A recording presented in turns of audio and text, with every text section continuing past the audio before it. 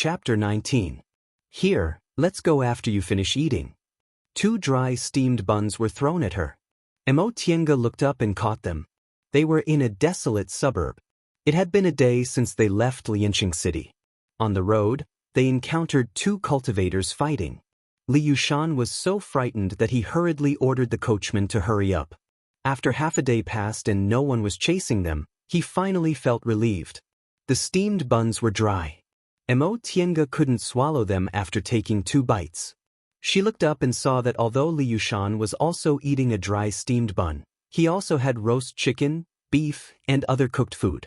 Li Yushan noticed her gaze and picked up a piece of chicken. "Do you want to eat?" Tiange shook her head and said, "I want to drink water." This was the first time she spoke in the past few days. Li Yushan was surprised and annoyed at the same time. He didn't believe such a big child wouldn't want to eat delicious food. She must not want to beg him. This also meant that although this little girl was young, she was very stubborn. It would be difficult to make her obedient. When he regained his senses, he saw that Tiange didn't seem to want to give him water. She just sat there and slowly gnawed on the dry steamed bun. Although he was annoyed, he didn't really want her to die of thirst. He took out a water bag from his bag and threw it to her. "This is yours. If you finish it, remember to bring water with you in the future."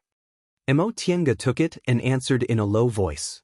After a while, the coachman who was feeding the horses came and respectfully asked Li Yushan, "Master Immortal, where will we stay tonight?" Li Yushan only raised his eyes. "We'll continue our journey tonight and rest at dawn." The coachman was obviously unwilling, but he didn't dare to offend him. He bowed and said, "Master Immortal, it's late and I can't see. It's not easy to hurry." This time, Li Yushan didn't even look at him. He just threw him a white stone. "Put it away. It can shine." The coachman nodded repeatedly. Tiange looked up. Although she was curious, she didn't say anything. The cultivation world was still a strange world to her, so she was curious about everything. "Okay, let's go."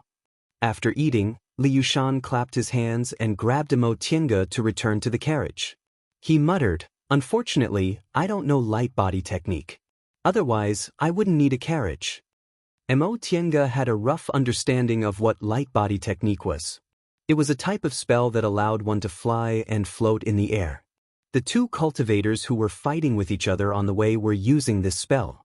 However, only those who reached the 5th layer of the aura refining realm could practice it, so Li Yushan could only go to Kunwo with the help of secular tools. Just as he was about to set off, a green light suddenly flashed through the air, carrying with it a dense aura and might. Li Yushan suddenly got out of the carriage and gazed at the green light that flashed by.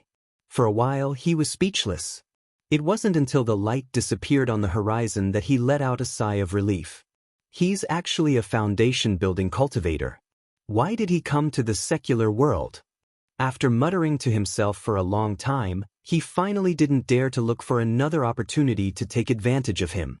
After all, for low-level cultivators like them, a foundation-building cultivator was like a celestial being. This secular carriage carrying 2 low-level aura-refining cultivators staggered on the road. The foundation-building cultivator who flashed by simply didn't pay any attention to these low-level cultivators. Not long after, he arrived at Lianqing. After asking for directions, he went straight to the small village in the direction of Feiyun town. Tiange didn't know that 2 days after she disappeared, a cultivator actually came to the Mo family's village where she lived for 10 years. In the Mo family's ancestral house, the young masters of the Mo family gathered in the hall, which was a rare occurrence. Patriarch Mo, who was sitting in the main seat, was frowning and smoking a pipe. After a long time, the patriarch finally put down his pipe and asked the eldest young master, "Eldest, what do you think?" The eldest young master also frowned and asked with some uncertainty, "Father, should we still look for her?" Right after he said that, someone on the side snorted indifferently. "She's been abducted for 2 days. Even if we know she was abducted, where are we going to look for her? Besides, who's going to look for her?" This time, even the eldest young master didn't say anything. On the day Tiange was abducted, Tianxiao saw that Tiange still hadn't returned at night, so she anxiously told her father about Mo Tiange going to town. It wasn't good to look for Mo Tiange in the middle of the night, and when there was still no news the next day, Patriarch Mo had no choice but to ask his eldest son to go to town and ask around. In the end, when he asked around, he only learned that a girl was taken away by a man at a tea stall at the town gate yesterday. According to the man's description, the girl looked like Mo Tiange. As for where she went, nobody knew. Now that it was confirmed that the child was abducted, Patriarch Mo called his sons over to discuss what to do about this matter. Although they weren't close to this child, she was still their family, so they couldn't just ignore her. However, the young masters all thought that if they wanted to look for her, first, they simply didn't know where the child was taken. Second, it was spring plowing, so whoever went to look for her would lose a lot of labor, which would reduce their harvest. Therefore, although they weren't opposed to looking for her, they didn't want to do it themselves. The first part of his words made sense. After abducting a child, the kidnapper would naturally go somewhere else immediately. How could it be that easy to find her? Patriarch Mo also understood that this wasn't the first time a child was abducted in the village. Every time they looked for her, they couldn't find her. But if they didn't look for her, it wouldn't be reasonable. In any case, she was his granddaughter. Moreover, the son-in-law they recruited back then wasn't a simple person. If he came back one day, how could they explain it to him?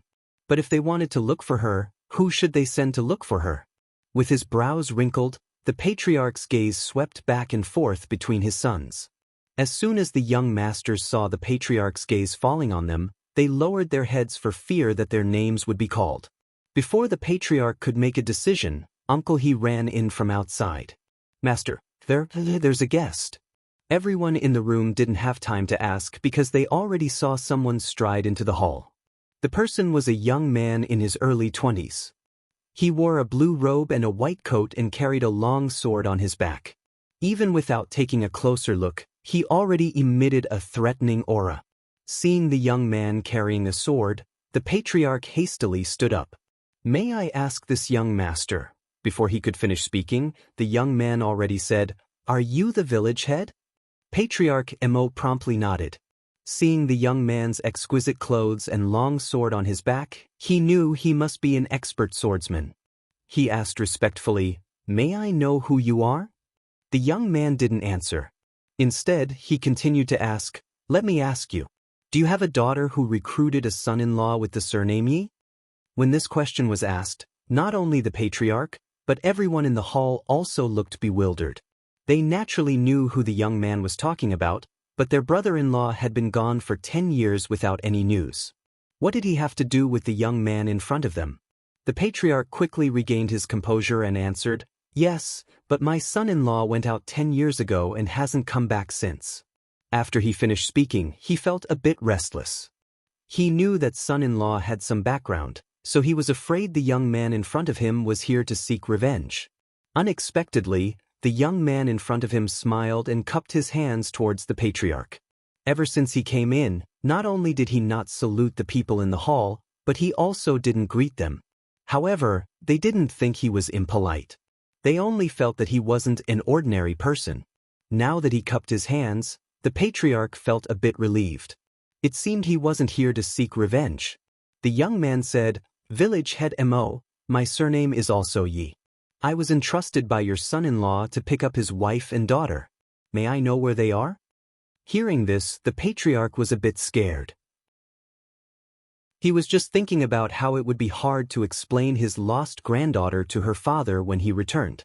Why did someone suddenly come to ask for them? After pondering for a while, the patriarch asked cautiously, "So it's young Master Yi. May I know where my son-in-law is now? Why didn't he come back with them?" The young man's smile disappeared. He sighed and said, "Village head Mo, I'll tell you the truth. Senior Yi has already passed away. My martial uncle and Senior Yi were friends who went through thick and thin together. Before Senior Yi died, he entrusted my martial uncle to take his wife and daughter and give them to his brother. I came here on my martial uncle's orders." This news caused everyone in the hall to be astonished. Senior Yi had been gone for 10 years and hadn't come back. They had long suspected that he might have met with an accident. Now that they knew he was dead, They were mentally prepared. However, this young man said he came to pick up people and even wanted to take them away, which made them feel strange. The patriarch also felt the same. He asked, "Young Master Yi, my son-in-law married into your family, so my daughter and granddaughter are naturally members of the Mo family. Why did he mention taking them away?" The young man smiled again. This time, there was a hint of pride in his smile. "Stay here? Village head Mo, could it be that you don't know your son-in-law isn't immortal?" This news surprised everyone even more. The young masters of the Mo family were shocked. One of them couldn't help but ask, "If he's not immortal, then what is he?" "Of course he's an immortal." The young man glanced at him. "Don't tell me you don't know that Senior Yi has the power of immortality?" Everyone shook their heads. The young man raised his hand, and a ball of flame suddenly appeared in his hand. He then swung it, and the sword on his back suddenly flew out and flicked the ball of flame. The flame was extinguished, and the sword flew back into its scabbard. The young man said, "Do you believe me?" There were many legends about immortals in the secular world. Now that they saw this kind of power of immortality with their own eyes, how could they not believe it? The patriarch had long felt that his son-in-law wasn't ordinary, so how could he not believe him? Suddenly, he remembered that his granddaughter was kidnapped. If this young master was really an immortal, wouldn't it be very easy to find her? With this thought in mind, the patriarch hastily said, "Young Master Yi, we believe you. It's just that my daughter was unlucky. She died of a serious illness 3 years ago, and my granddaughter was kidnapped by kidnappers 2 days ago. You know the power of immortality, so please save her." The young man was shocked. He then sighed and said, "When Senior Yi entrusted her to me, he was also worried that Madame Yi had already passed away. Forget it. Tell me, what's the matter with your granddaughter?" Patriarch Mo immediately told him what his son had found out. When he was done, he asked, "Young master, you see," the young man just waved his hand and said, "I'll go first." Without saying much, he turned around and left, leaving behind a room full of bewildered people. Chapter 20. The youth surnamed Yi arrived at Feiyun town under the cover of night and knocked on the door of the tea stall owner. Then he went to the only inn in the town and dragged the innkeeper out of bed. "Young master, the person you mentioned indeed lived in my shop for almost half a month, but he left 2 days ago. A little girl indeed came to see him several days ago, but that day, the customer happened to be leaving, so the two of them went out together. I don't know where they went." "Do you know where this person came from?" "I don't know. I only know that the customer seems to be traveling around and is a bit mysterious." The youth thought for a moment, then asked, "Then do you know how he left? Did he ride a horse or ride a carriage?" "That customer hired a carriage to go to town." "Oh, I remember now. His coachman said mysteriously that the customer wasn't immortal, but I don't know why." The youth had already made up his mind. This person wasn't an ordinary kidnapper, but a cultivator. He didn't know what he wanted to do by kidnapping this little girl. Young master asked where the customer went. "I have a guess. We only have one road to Lianqing, so no matter where the customer wants to go, he'll most likely go to Lianqing first before deciding where to go." The youth nodded and threw a piece of gold to the innkeeper. He turned around and jumped out of the window, startling the innkeeper so much that he dropped the piece of gold. This is not immortal. At this time, the youth remembered the carriage he met on the road. When he used his divine sense to scan the carriage, he found there were 2 low-level cultivators on the carriage. However, he thought they were ordinary individual cultivators wandering in the secular world, so he didn't care about them at all. Now that he thought about it, they were probably the person he was looking for. However, he had some doubts in his heart. There were 2 cultivators and 1 mortal on the carriage. The mortal was naturally the coachman. Could it be that the little girl had also become a cultivator? With this doubt in mind, he drove his flying sword towards that road. It was pitch black inside the carriage, but there was a faint light outside. Imotienga curiously leaned against the window and looked at the stone the coachman put in the lamp. This was a moonlight stone. In the immortal cultivation world, it was not a very precious item.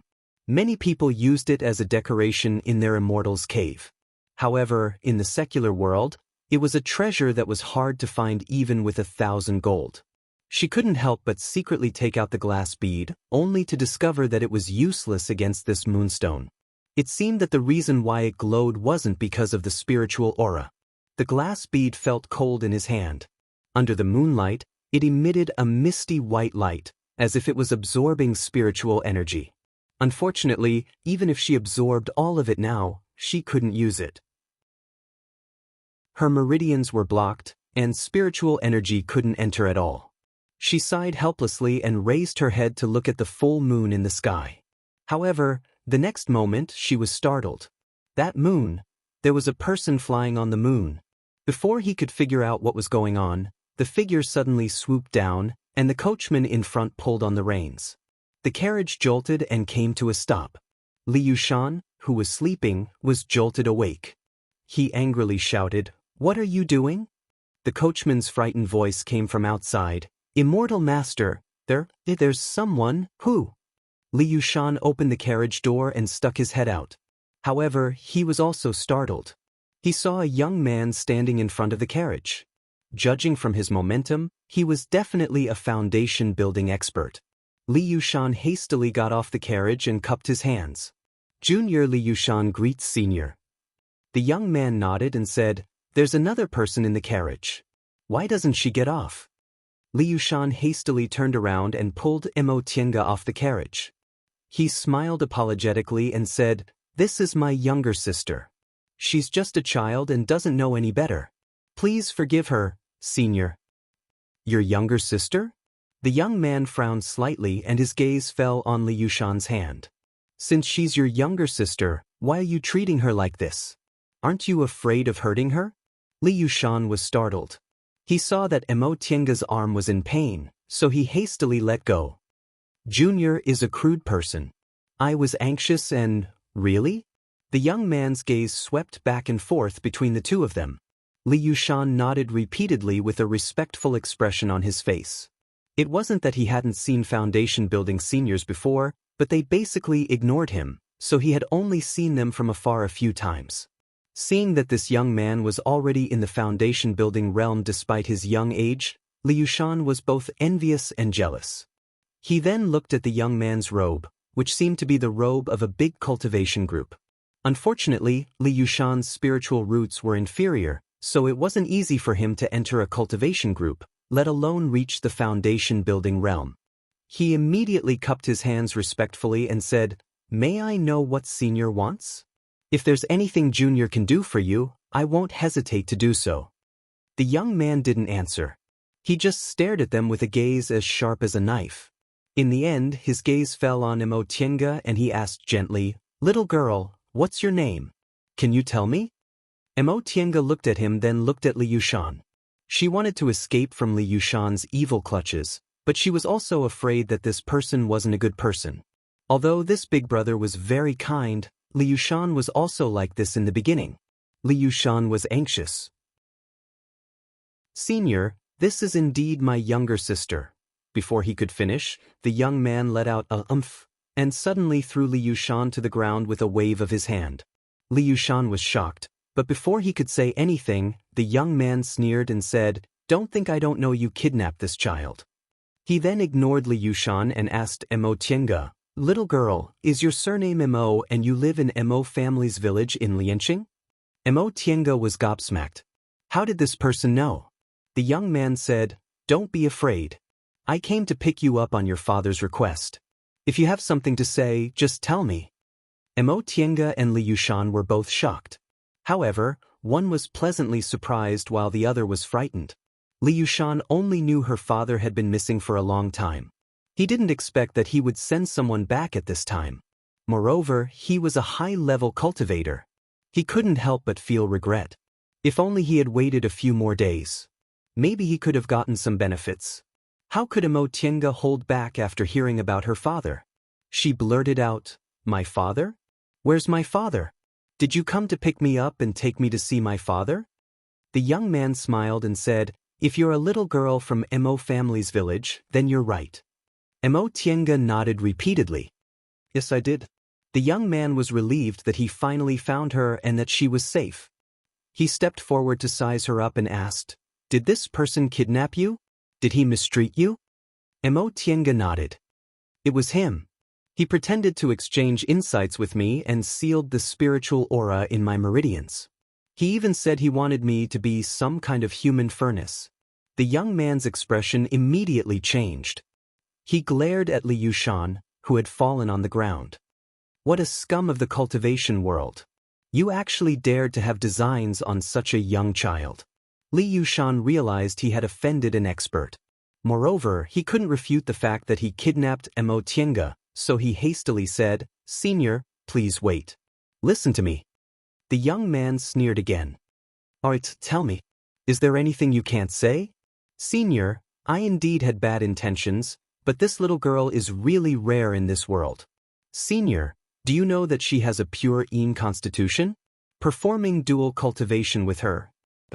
A strong gust of wind made Li Yushan tilt his head and spit out a mouthful of blood. The young man stared at him coldly. "You actually wanted to use this to lure me? You really have evil intentions. What's the point of keeping you alive?" Li Yushan turned pale with fright. He knew the young man in front of him wanted to kill him. He immediately took out a talisman from his robe and ignited it. He immediately stood up and ran away at an extremely fast speed. The young man didn't move.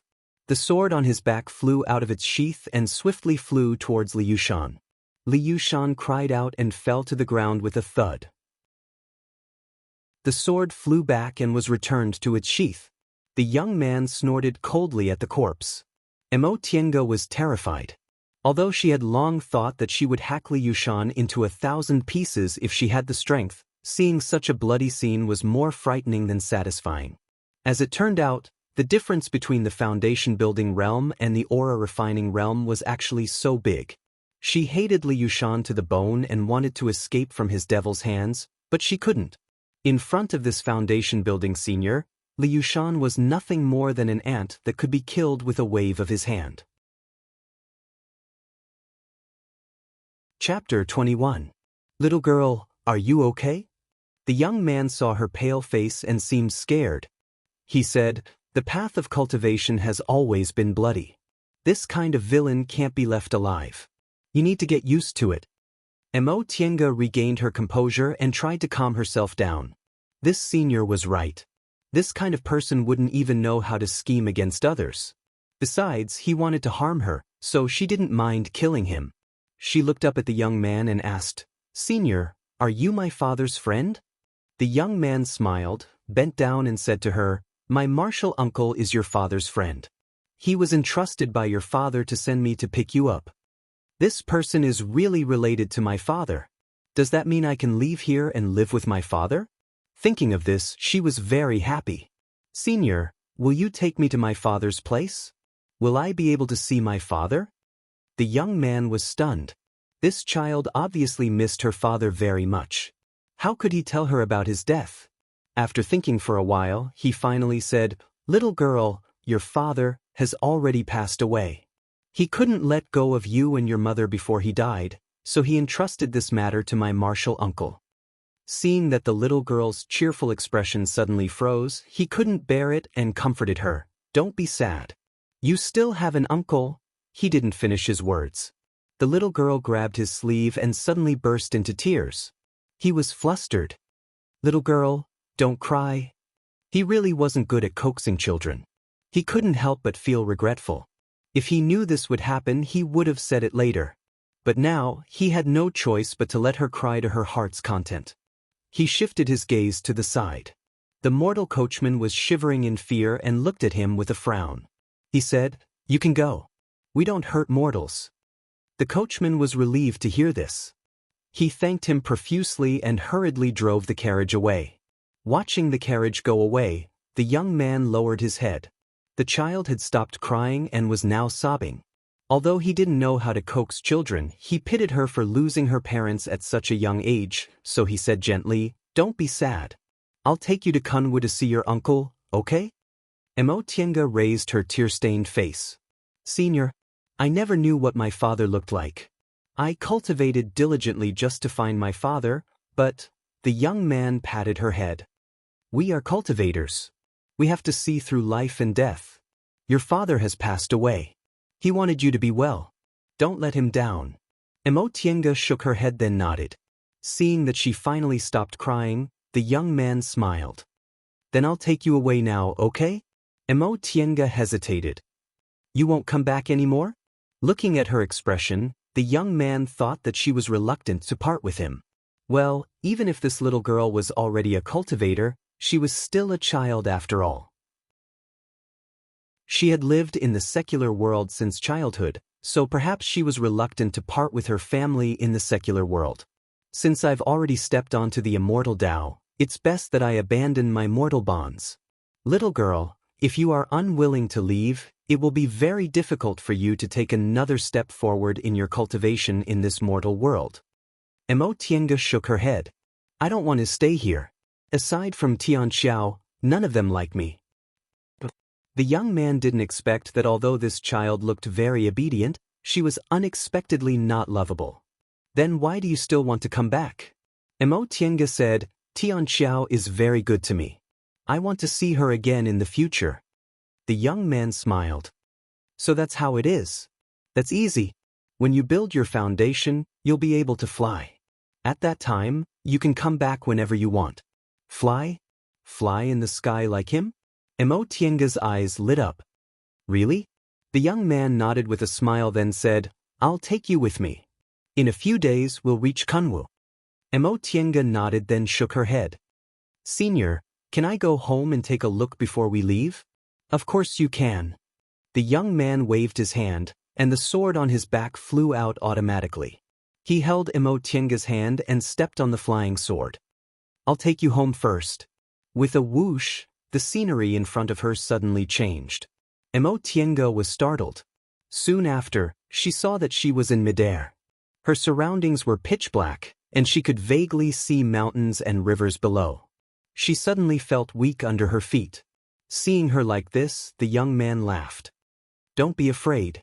With me here, you won't fall. Imotienga's face was pale. She was scared witless, but when she heard his comforting words, she nodded reluctantly. The young man slowly talked to her to distract her. Little girl, your surname is Mo. What's your first name? Imotienga stared down without blinking and answered, My name is Tienga. Tan as in heaven, and as in song. Imotienga, the young man repeated her name and said with a smile, This name is good.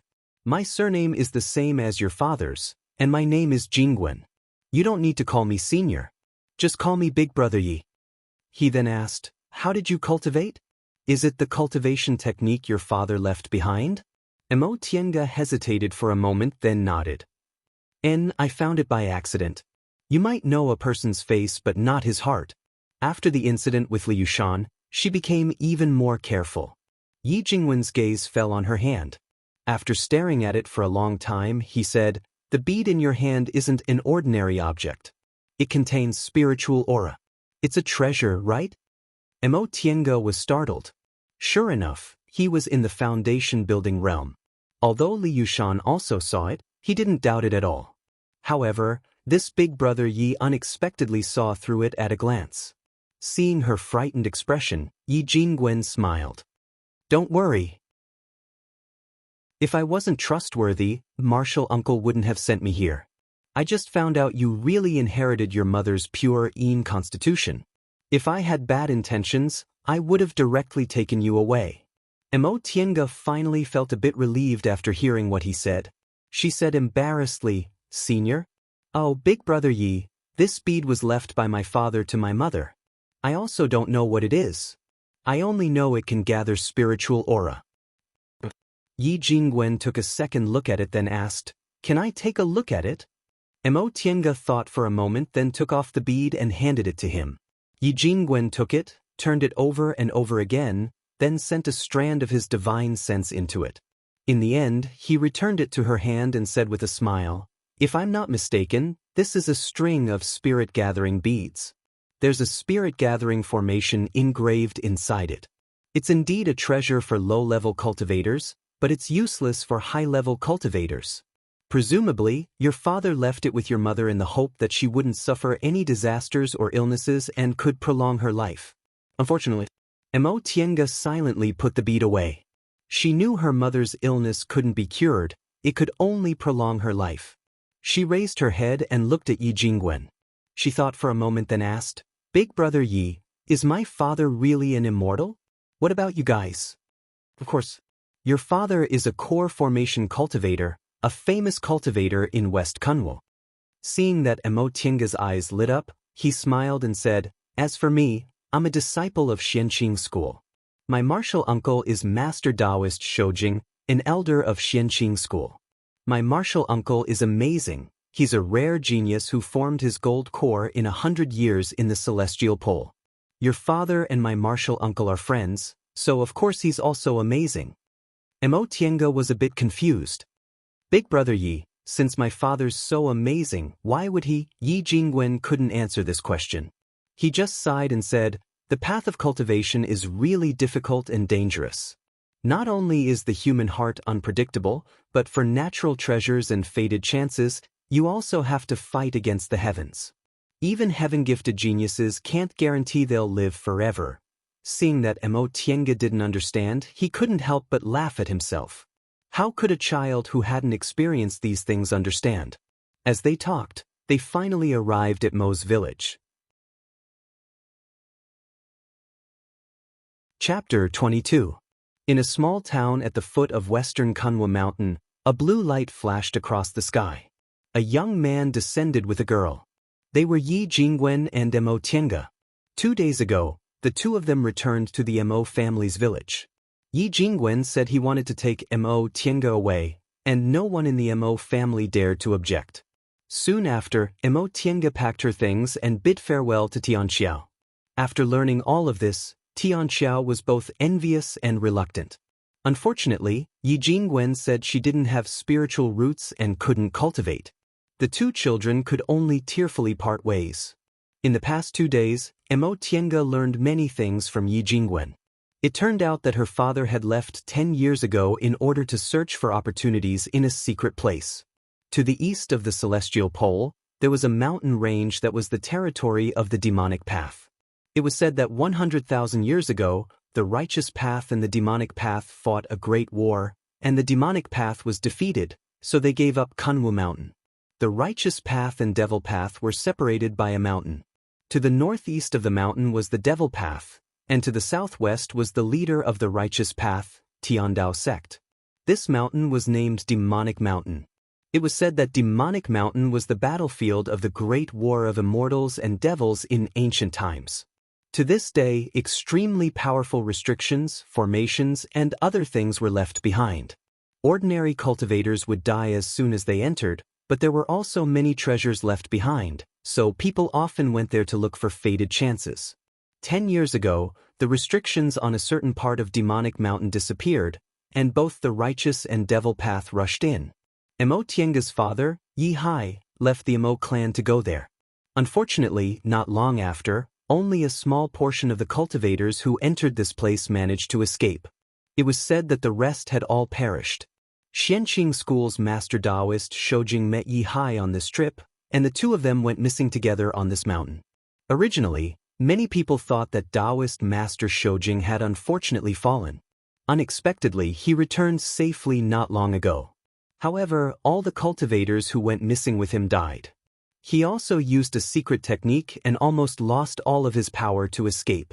As soon as he returned to Xianxia School, Master Daoist Shoujing lost a lot of his cultivation, so he had no choice but to immediately enter closed-door meditation. It was said that he owed Yi Hai a great favor for being able to escape this time, so he sent Yi Jingwen to make arrangements for his funeral. From Yi Jingwen, Mo Tienga learned that there was still a bloodline on her father's side. Yi clan was originally a cultivation clan from Mount Qingmeng in western Kunwu. However, their population was sparse, and in the end, only 2 brothers were left.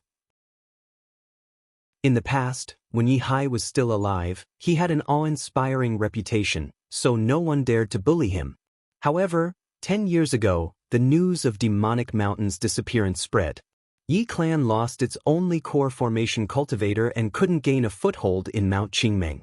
The last cultivator had no choice but to move his clan to the secular world and become an individual cultivator. This cultivator was Yi Hai's younger brother, Mo Tiange's uncle. When you find your uncle, you'll follow me back to Mount Taikong. You can either join Xianxia School or rebuild your clan. Yi Jingwen told her that Xianxia School was one of the 7 great cultivation groups in the Celestial Pole. With Xianxia School as their backing, they weren't afraid of being bullied. There were 7 great cultivation groups in the Celestial Pole. Among them, Tiandao sect was the most powerful, and Xianxia School was second only to it. Tiandao sect could be said to be the number 1 cultivation group in West Kunwu. Mo Tiange didn't have any objections. She had waited for so long to find out that her father was no longer around. Now, as long as she could leave that house, she did not care where she went. If there was anything to look forward to, it would be having an uncle. They set out from the Mo family's village for 2 days and finally arrived here. Yi Jingwen had said that there were immortal cultivators here. Mo Tiange looked around curiously, but she discovered that this was just an ordinary town. Yi Jingwen saw her disappointed expression and said with a smile, "These are just mortals. How can mortals see the residence of immortals?" He then led her into a dilapidated small temple. Mo Tiange also didn't find anything unusual about this small temple. Yi Jingwen took out a jade pendant from his robe and handed it to Mo Tiange. "This is a gift from my martial uncle. In the future, don't let this thing leave your body. If you carry it with you, even nascent soul seniors won't be able to see through your constitution."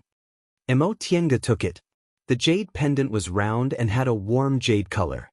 It was painted with cloud patterns and tied with a red string. She turned it over and found a small, Qin character was carved in the middle of the other side. Yi Jingwen said, "My martial uncle's surname is Qin. People call him Qin Shoujing." He waved his hand and the scene in front of them suddenly changed. The statue of a god that had fallen to the ground in the temple disappeared and was replaced by a street. Yi Jingwen pulled her hand. "Let's go." This looked like an ordinary street in a small town. It didn't look like a place where immortals lived at all. Yi Jingwen smiled when he heard what Mo Tiange said. The so-called immortals are just people who haven't become immortals yet. These markets in the secular world are places where individual cultivators gather. Generally, they don't have any powerful forces, so of course, they don't have any style to speak of. As soon as the two of them entered the market, they attracted people's attention. It was because of Yi Jingwen's momentum and the clothes he was wearing. A foundation building expert wearing Xianxia School's Daoist robe was really enviable. Along the way, Mo Tiange found that this place was different from the secular world. For example, the people who set up stalls on the streets would sell all sorts of strange things. Some people would only hang out a sign saying what they were selling. There were also people who would lead birds and beasts that had never been seen in the secular world. However, there weren't many of them. Yi Jingwen led her through the streets and alleys without looking sideways until they finally entered a shop. The shop was huge. She didn't know what they were selling. She only saw a tall counter, but nothing else. As soon as she entered the shop, Mo Tiange saw that the shop assistant who guarded the counter was wearing clothes similar to Yi Jingwen's. He also wore a blue robe and a white coat, but his clothes weren't as exquisite as Yi Jingwen's. Mo Tiange could also sense that his cultivation level wasn't much higher than hers. As soon as they came in, the counter assistant took a careful look at them and came out to salute Yi Jingwen, calling him martial uncle. Yi Jingwen nodded and asked, "Where's the shopkeeper?" This shop assistant was obviously also a disciple of Xianxia School. He hurriedly invited them in and said, "Martial Uncle Chen is upstairs. Martial Uncle, this way please." When they went upstairs, Mo Tiange saw that the second floor was the same as the first floor. It was full of counters, but there were many chairs on the side, which seemed to be a place to receive guests. The shop assistant led them to a corner where an old man in his 50s or 60s stood.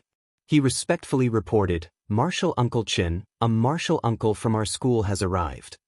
The old man seemed to be dozing off. When he opened his eyes and saw Yi Jingwen, he became spirited and ordered the shop assistant, "Go and serve tea." "Yes," the shop assistant answered and retreated. Seeing that Yi Jingwen was wearing their school's high-level disciple uniform and was so young, the old man didn't dare to neglect him. He stood up, cupped his hands, and said, "Junior Marshal brother, I'm the shopkeeper here. My surname is Qin, and my name is Yoli. May I ask which master Daoist you belong to and why did you come here?" Yi Jingwen returned the greeting and said, "I'm Yi Jingwen of Clear Spring Peak. I came here on Marshal Uncle Shoujing's order to inquire about a certain person." Upon hearing the 3 words, Clear Spring Peak, the old man didn't dare to neglect him even more. Clear Spring Peak was the cultivation place of Patriarch Jinghe. This patriarch's temper had always been bad and he was very protective. "Junior Marshal brother Yi, do you have an identity tablet?" Yi Jingwen nodded, then took out a palm-sized jade tablet from his robe and handed it over. After the old man verified that there was no mistake, he returned the identity tablet to Yi Jingwen and invited the 2 of them into a private room covered with restrictions. "Junior Marshal brother Yi, please speak." Yi Jingwen admired Qin Yoli's cautious manner, so his tone became a lot more amiable. "Senior Marshal brother Qin, the person we're looking for is an individual cultivator named Yi Jiang. His cultivation level is in the foundation building realm, and he's quite old. His appearance should be around 50 years old. Reportedly, someone saw him passing through this place." Chen Yoli stroked his beard and pondered for a moment before he said, "Junior Marshal brother, please wait here for a moment. I'll send a disciple to inquire about him." Yi Jingwen nodded. "Senior Marshal brother, please." Chen Yoli withdrew and once again ordered someone to bring tea. Mo Tiange was very surprised to see that this tea actually contains spiritual aura. Yi Jingwen said to her, "This is just a tea plant cultivated in a place with spiritual aura. It's not a rare species." "Oh," Mo Tiange said, then asked, "Big brother Yi, is this a shop run by your school?" Yi Jingwen answered, "Yes. We have shops in every market square. If disciples outside need help, they can look for the shopkeeper." The 2 of them waited for a while before Qin Yoli came in. Chapter 23. Chen Yoli came in and said to Yi Jingwen, "Junior Marshal brother Yi, is the person you mentioned a cultivator from Mount Qingming's Yi family?" Yi Jingwen nodded. "Yes." "Senior Marshal brother Chen, have you heard about him?" Chen Yoli smiled. "Yes, he bought something from our shop not long ago." Yi Jingwen was pleasantly surprised. "When did that happen? Where did he go?" Chen Yoli said, "About a month ago, he came to our shop with a friend. From their conversation, one of them was a cultivator from Mount Qingming's Yi family, and the other was also from a cultivation family. His surname was Lu. They seemed to be close friends, and the cultivator surnamed Lu came to see Yi Jiang off. As for where he went after that, we don't know." Yi Jingwen thought for a moment and understood what happened. When Marshal Uncle Shoujing asked his disciples to gather information, he learned that Yi Hai went missing on Demonic Mountain. A few years later, other cultivation families from Mount Qingming came to bully them and wanted to drive them out of Mount Qingming's spirit veins. The only cultivator left in the Yi clan was Yi Hai's younger brother, Yi Jiang. This Yi Jiang was not as talented as Yi Hai and could only barely cultivate to the foundation building realm. How could a foundation building cultivator fight against those clans that had core formation cultivators? Yi Jiang had no choice but to send all the mortals in his family to the secular world, separating them from the cultivation world and letting them enjoy glory and wealth in the secular world while he himself became an individual cultivator. He was already old, so he no longer thought about advancing and only traveled around. The last time he was seen was near Mount Qingming. Chen Yoli saw him thinking, so he suggested another idea. "Junior Marshal brother Yi, they're very familiar with each other. As far as I know, there's also a cultivation family surnamed Lu in Mount Qingming. That cultivator surnamed Lu might be from that family. How about you go to the Lu family and ask?" Yi Jingwen didn't have any other way, so he thought this idea was feasible. He said, "Thank you for your advice, Senior Marshal brother Chen. May I ask where the Lu family is? What does that cultivator surnamed Lu look like? What's his cultivation level like?" Chen Yoli stroked his beard. "The Lu family is located on the west side of Mount Qingming. Junior Marshall brother, if you see a mountain shaped like a palm, that cultivator surnamed Lu will be there. According to the disciple who received him, that cultivator surnamed Lu is also in the foundation building realm like Yi Jiang. They look about the same age, and it seems he also doesn't have long to live. Yi Jingwen nodded and stood up. Thank you, senior brother Chen. I'll leave now. Goodbye. I wouldn't dare. Chen Yuli shook his head repeatedly. Since we're from the same sect, this is what I should do. Junior brother, have a safe journey. Yi Jingwen cupped his hands to bid farewell. He then led Emo Tiange out of the market square, got on his flying sword, and continued on their journey. Big brother Yi, are we going to Mount Qingming? Yeah, go find someone to ask about your uncle. You'll be able to find him soon. Emo Tiange hesitated for a moment before she raised her head and asked, Big brother Yi, why must my uncle leave Mount Qingming? Is it because he can't beat others? Before answering, Yi Jingwen hesitated for a moment, but in the end, he told the truth. You should know that the cultivation world is a world where strength is respected. Spirit veins, cultivation techniques, and natural treasures are all obtained by those who are capable. The spirit vein of Mount Qingming is quite good, so it was divided among the cultivation clans. If you don't have the corresponding ability, you won't be able to enjoy this benefit. Just like Li Yushan?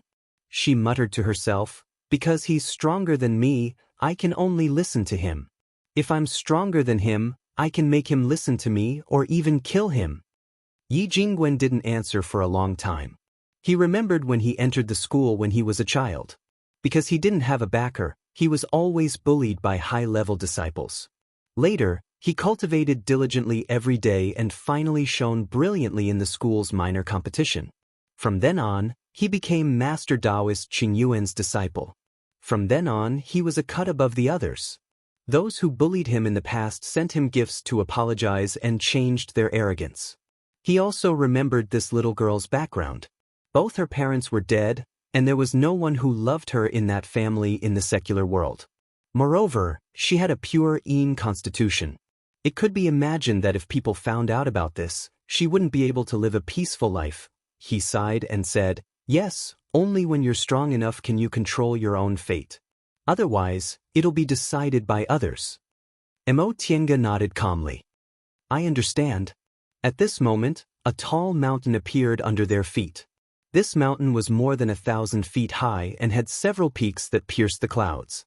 It was surrounded by spiritual aura, a sea of clouds, and a lush green mountain. It seemed to live up to its name as a celestial mountain. Yi Jingwen circled the mountain on his sword. Sure enough, he saw a mountain on the west side that looked like a giant palm. The top of the mountain was like 5 fingers, and there was a pavilion in the center of the palm.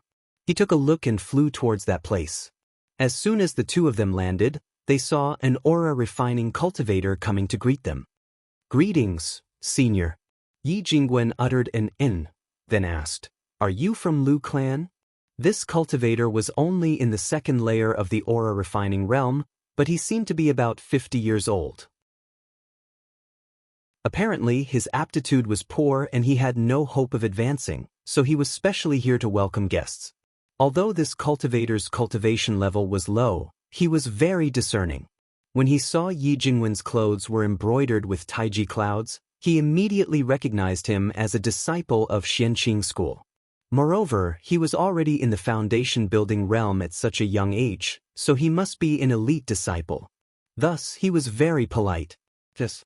May I know senior's distinguished name and why you've come to visit Lu clan? Yi Jingwen said, I'm Yi Jingwen, a disciple of Xianxia school. I came here to look for someone. The old man asked enthusiastically, May I know who senior is looking for? As long as I know him, I'll definitely tell you everything I know. Yi Jingwen also bluntly said, The person I'm looking for should also be a cultivator of your Lu clan. His cultivation level is in the foundation building realm, and his appearance and age are about the same as yours. Do you have a name? I don't. An awkward expression appeared on the old man's face.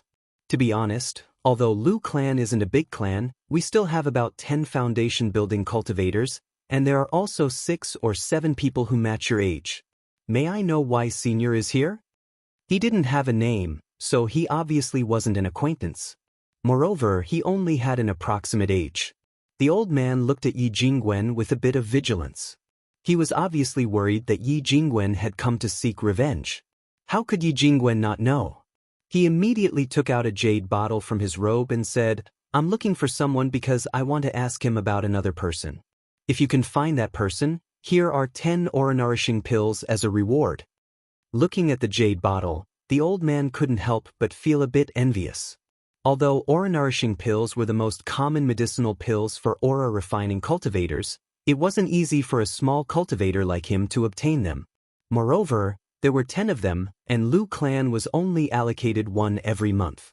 He immediately smiled and said, "Senior, please come in and take a seat." Yi Jingwen showed a faint smile. He led Xianxia into the guest room, where spiritual tea was immediately served. "May I know where Senior heard about this person? I'll analyze it with you. Maybe I can figure it out." Yi Jingwen said, "About a month ago, this person and a friend came to the market square at the foot of the mountain in Xianxia School's shop." The old man thought for a while, then said, "Apart from the foundation building seniors of my Lu clan who are cultivating in closed-door meditation and not at home, I think I know who they are." Upon seeing his gaze, Yi Jingwen threw the jade bottle in his hand. "That being the case, I'll have to trouble you to introduce me." The old man was overjoyed when he caught the bottle and said, "Senior, please wait here for a moment. I'll be back soon." Chapter 24. Before long, the old man led a horse-faced, long-bearded man into the room. Out of curiosity, Xianxia looked up and saw that the man was in his 50s. His aura was as strong as Yi Jingwen's. He was a foundation-building cultivator. As soon as the man came in, Yi Jingwen stood up and Xianxia also got down from her chair. The man glanced at Yi Jingwen. Seeing the Tai Chi symbol embroidered on the right chest of his robe and the auspicious clouds on his sleeves, he knew Yi Jingwen was an elite disciple of Xianxia School. He didn't dare to be disrespectful and cupped his hands. "I'm Lu Xishan. How should I address you, fellow Daoist?" Yi Jingwen also returned the greeting. "I'm Yi Jingwen from Xianxia School. I took the liberty to visit you because I have something to ask. Please forgive me, fellow Daoist Lu."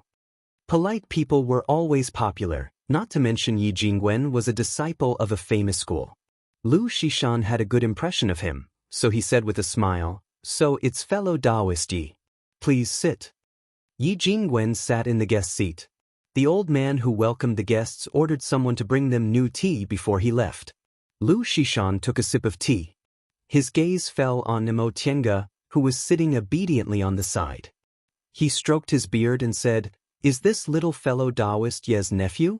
At such a young age, your cultivation level is already in the 2nd layer. You're a promising talent." Yi Jingwen smiled. "Fellow Daoist Lu, you flatter me." In the secular world, reaching the 2nd layer at the age of 10 was a rare talent. In cultivation clans, he could be considered a promising talent, but in a large cultivation group like theirs, he was barely passable. There were many high-level cultivators in their cultivation group. Their descendants had outstanding talents, and they were taught by famous teachers since they were young. They didn't lack medicinal pills, so it wouldn't be difficult for them to reach the 3rd or 4th layer at this age. If they worked hard, it wouldn't be difficult for them to reach the 5th or 6th layer. This kind of disciple usually reached the foundation-building realm at the age of 30. For example, Lu Xishan, who was talented and very hardworking, reached the foundation-building realm at the age of 24. Martial uncle Shoujing was even earlier, reaching the foundation-building realm at the age of 20. However, the earliest foundation-building cultivator in Xianxia School wasn't martial uncle Shoujing, but martial uncle Lingxi of Sweet Dew Peak, who succeeded at the age of 17. Lu Xishan wasn't envious. Although their cultivation clan couldn't compare to a sect, it wasn't to the extent of being so narrow-minded. He was just praising them on the surface. "Fellow Daoist Lu." After drinking his tea, Yi Jingwen went straight to the point. "I took the liberty of coming here to inquire about a fellow Daoist." Lu Shishan had already heard the report from the old man in charge of welcoming the guests. However, he still showed a look of surprise on his face.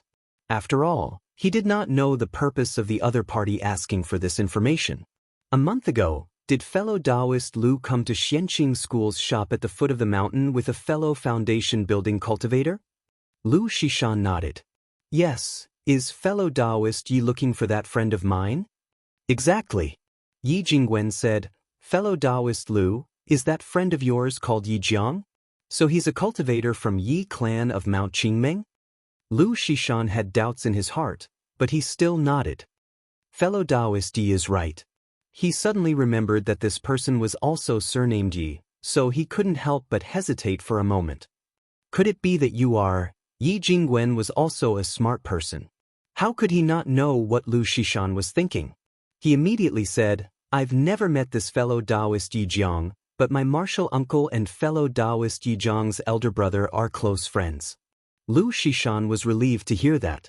Although he was Yi Jiang's good friend, Yi clan being forced to leave Mount Qingmeng was the joint effort of many cultivation clans in Mount Qingmeng, including their Lu clan. However, this kind of matter was decided by the core formation cultivators above them, so it was not his turn to speak, so his friendship with Yi Jiang was still there. If an old friend of Yi clan came looking for them, he would still be a bit worried. After all, Xianxia School was the #1 cultivation group in West Kunwo. Cultivation clans like theirs couldn't afford to offend it. I see. Back then, Senior Yi Hai was indeed a heaven-gifted genius. Yi clan managed to survive for 200 years because of this cultivator. If it weren't for that, the latter part of his words was really inappropriate to say in front of outsiders, so he changed the subject. Fellow Daoist Yi, may I know who your martial uncle is? What advice do you have for me? Yi Jingwen smiled and said, the martial uncle I'm talking about is Master Daoist Shoujing. I don't dare to give advice, but martial uncle was entrusted by an old friend to settle down the descendants of Yi clan. Master Daoist Shoujing? Lu Shishan was shocked. Even Mo Tiange could see the solemn expression on his face. She was puzzled. What happened to Master Daoist Shoujing? How could she know that Master Daoist Shoujing could be said to be very famous in West Kunwo? Lu Shishan was already more than 200 years old. He was someone from the same generation as her father, Yi Hai. However, Yi Hai had already advanced into the core formation realm when he was more than 100 years old, so he wasn't inferior to the elite disciples of big cultivation groups. On the other hand, their peers in Mount Qingmeng had always been stuck in the foundation building realm and hadn't had any fated chances to advance. However, compared to Master Daoist Shoujing, they were nothing. Master Daoist Shoujing was the descendant of a nascent soul cultivator in Xianxia School. He was brought to Mount Taikong when he was a child. He built his foundation at the age of 20 and formed his gold core at the age of 78. Reportedly, this Master Daoist Shoujing wasn't a genius with single or mutated spiritual roots. He only had double spiritual roots. Many cultivators like them who were still struggling in the foundation building realm also had double spiritual roots. However, in terms of cultivation level, there was a world of difference between them and Master Daoist Shoujing. In the entire celestial pole, there were only 2 or 3 people who could form their gold core at the age of 78. This kind of fated chance couldn't be obtained with the help of a nascent soul cultivator. In terms of age, Lu Shishan was already more than 200 years old. He himself built his foundation at the age of 40. When he was already a foundation-building cultivator, Master Daoist Shoujing had only just started cultivating. Now, he was still a foundation-building cultivator while Master Daoist Shoujing was already a core formation senior. Right now, Master Daoist Shoujing was only about 130 years old. With his cultivation speed, it was very likely that he could form his nascent soul within 100 years. Lu Shishan himself was also a cultivator with double spiritual roots, but his fated chances were always lacking. Every time he thought about Master Daoist Shoujing, who had the same aptitude as him, or even Yi Hai, he could only sigh helplessly. So it's Master Daoist Shoujing. A look of respect appeared on Lu Shishan's face. Fellow Daoist Yi, please speak. If I know, I'll definitely tell you everything I know. Seeing that the title of martial uncle was really useful, Yi Jingwen bluntly asked, "May I know where fellow Daoist Yi Jiang went and what his plans are? Did he tell fellow Daoist Lu?" Lu Shishan said, "Yi Jiang already moved all the other members of the Yi clan to the secular world. He only came back to take the last collection of the Yi clan. He said it was difficult to make a realm breakthrough, so he planned to travel around and spend the rest of his life in ease. After we parted ways, he wanted to head east." Yi Jingwen nodded. "Thank you, fellow Daoist Lu. Do you have a specific purpose?" "He's probably in the area around Mount Dongmeng." To the left and right of Mount Qingmeng were Mount Dongmeng and Mount Shimeng. The spirit vein was second. There weren't any cultivation groups there, but there were some cultivation clans who opened up that area and either sold or rented it to individual cultivators. Over time, it became an extremely lively market square. Many cultivators went there to trade and exchange goods, and there were even core formation individual cultivators occasionally. Lu Shishan took something out of his robe and gave it to Yi Jingwen. "Before I parted with Yi Jiang, he gave me a sound-transmitting jade talisman. If I'm not too far away, I can use this to send a message to him." Yi Jingwen took the talisman with a happy expression. "Thank you. Fellow Daoist Lu helped me a lot. I don't know how I can properly thank you.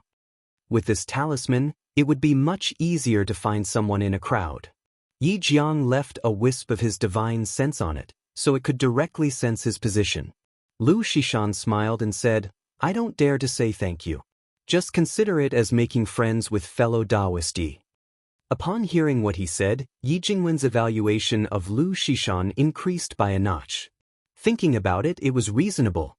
Rather than receiving a gift from him today, it would be better to make friends with him. A Xianxia school disciple might be helpful to him in the future.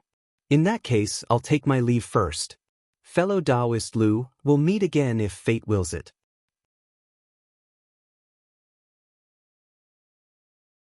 Chapter 25. Yi Jingwen took Tiange and flew towards Mount Dongmeng. After running around with Yi Jingwen these past few days, Tiange had already adapted to the feeling of flying in the sky. Now that she was no longer afraid, she became more and more fond of flying in the sky and gradually felt the carefree feeling of cultivating. How could mortals not be envious of immortals? It was just that she had been troubled by her past in the past, and she was young and naive, so she had never thought about it carefully. Now that she learned of her father's death, she left the home she lived in, and she had seen many methods with Yi Jingwen. She was truly interested in cultivating. Yi Jingwen saw that she wasn't playful like other children and had a calm temperament, so he gave her some pointers. Tiange benefited a lot. For example, on the first day she cultivated beside him, Yi Jingwen corrected her posture when she meditated.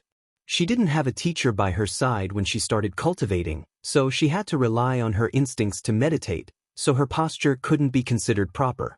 Soon after, Yi Jingwen corrected some of the small problems she had with her cultivation. Once he explained some things to her, Tiange immediately felt a lot clearer. At the same time, she also felt that having a teacher by her side was indeed much better than fumbling around on her own. If she had to fumble around on her own about the things Yi Jingwen told her, it might take her a month or two to understand them thoroughly. In fact, aura refining disciples in cultivation groups were usually taught by high-level aura refining disciples or foundation-building disciples. Yi Jingwen often preached to low-level disciples in Xianxia school, so he saw a lot of stupid people with spiritual roots. Seeing that Tiange could understand everything with just a few pointers, he finally realized that being a teacher could also be relaxed. He couldn't help but sigh inwardly. Sure enough, in addition to aptitude, perception was also very important.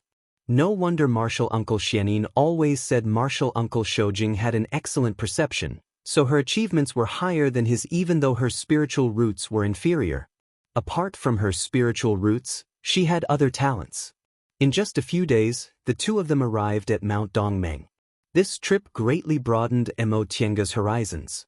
Whether it was the small market square at the foot of Mount Qingmeng or the peaks of Mount Qingmeng, they were all quiet and gave off a feeling of being detached from the secular world. Mount Dongmeng wasn't like this. There were tall decorated archways and several courtyards at the foot of the mountain. There was also a neatly paved bluestone road up the mountain, and there were squares and streets halfway up the mountain. It was obvious this was the real market square of Mount Dongming. The two of them looked over from the sky and could vaguely see many caves on the mountain. However, these caves were covered by green trees, and only a little of them could be vaguely seen. Otherwise, a mountain with so many caves would make one's scalp go numb. The two of them landed on the square. This time, no one came to receive them. There were simply too many cultivators coming and going on Mount Dongming. At present, the street here was much more lively than the market square on Mount Qingming. Even when they saw someone coming down, they didn't even raise their heads to look at him. Tiange looked left and right. Yi Jingwen was still leading her through the streets and alleys. His gaze was focused, as if he was quite familiar with this. After walking a few streets, sure enough, they turned into another shop. Just like the shop on Mount Qingmeng, the shopkeepers were all Xianxia school disciples. However, this shop was a lot bigger, and there were also a lot more shop assistants who were only mortals. These mortals were very perceptive. As soon as they saw them enter, they respectfully stepped forward and greeted the two immortal masters. Tiange was only a child following them, but she didn't fall behind. This obviously showed that this shop assistant was very good at talking. Before Yi Jingwen could say anything, a cultivator wearing Xianxia school disciple uniform came over and respectfully saluted them. He said, "Martial Uncle Yi, why are you here?" Unexpectedly, they knew each other. Seeing a cultivator coming to receive them, the mortal shop assistant retreated. Yi Jingwen answered, "I'm here on Martial Uncle Shoujing's order. Where's Senior Martial Brother Zheng?" The disciple answered, "There's a business today. Martial Uncle Zheng personally went to discuss it." Yi Jingwen frowned slightly and muttered, "What business needs Senior Martial Brother Zheng to personally go?" He didn't have to answer. After all, he wasn't a disciple sent here, so he couldn't manage their business. However, thinking that this business wasn't important, the disciple answered, "Martial Uncle doesn't know. It's a cultivation clan that's on the verge of extinction." Martial Uncle Zheng heard that many core formation cultivators came from that clan's ancestors, so they must have good things, so he personally went to discuss it. Yi Jingwen wasn't interested in this and asked directly, "Then have you ever seen a person who looks like he's about 50 years old, has a foundation building cultivation level, and his surname is Yi?" The disciple pondered for a long time but eventually shook his head. "Martial Uncle Yi, the characteristics you described are too general. There are many people who look like they're in the foundation building realm. Besides, if they're not important guests, we don't know their surnames." Yi Jingwen also understood this principle. 7 or 8 out of 10 people who were stuck in the foundation building realm were of this age. This was probably because cultivators' appearances changed along with their age. People in their 50s were quite old. If they could make a realm breakthrough, they usually would have done so at this age. Therefore, most people who couldn't make a realm breakthrough were of this age. Yi Jingwen didn't make things difficult for him. He nodded and said, "Then you can go. I'm just asking around. You don't have to entertain me." The disciple saluted him, but before he left he stopped and said, "Martial Uncle Yi, if you're looking for someone, it'd be better to go to the steward's office at the foot of the mountain. If individual cultivators come here and want to stay for several days or rent an immortal's cave, they'll have to deal with them." This was a good idea. Yi Jingwen thanked the disciple, then took Tiange out again. Once they were outside, Tiange asked, "Big Brother Yi, is this also a shop of your Xianxia school?" Yi Jingwen nodded. "Yes. Xianxia school has shops in market squares of medium size and above. Most of the market squares in Western Kunwo have shops. Disciples who are away from home can go to these shops to ask for help." "Oh." Tiange asked again, "So, Xianxia school is really big?"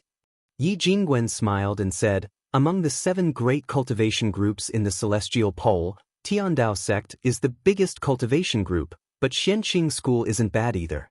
Tiandao sect has 7,000 to 8,000 disciples, and Xianxia school also has 6,000 disciples. They have 7 nascent soul grandmasters, while we have 5. Among the other great cultivation groups, only Gujian sect is comparable to us. However, it's harder for sword cultivators to make realm breakthroughs. In terms of nascent soul grandmasters, they're inferior to us. Mo Tiange was puzzled. Why is it harder for sword cultivators to make realm breakthroughs? Yi Jingwen said, sword cultivators specialize in sword cultivation all their lives, and they spend their whole lives studying sword techniques and killing techniques. Therefore, their fighting power is slightly stronger than cultivators like us who mainly cultivate Dao laws. However, it's also because of this that they don't have time to practice cultivation techniques that focus on temperament. Most of their primordial spirits are weaker than ours, so realm breakthroughs are slower. Gujian sect doesn't have fewer disciples than us, but they have 1/5 fewer core formation and nascent soul cultivators than us. He then added, in fact, the cultivation technique I practice is also a sword cultivator, but I'm not a pure sword cultivator, so realm breakthroughs are a bit easier than theirs. Mo Tiange didn't really understand what he said, but she slowly pondered over it. She then followed Yi Jingwen down the mountain and went straight to the heavily guarded courtyards at the foot of the mountain.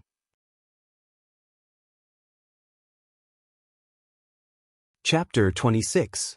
In the courtyard at the foot of Mount Dongmeng, Mo Tiange saw Yi Jingwen take out a bag from his robe and throw something out.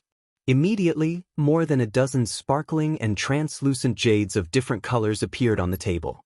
The cultivator in the courtyard became even more attentive.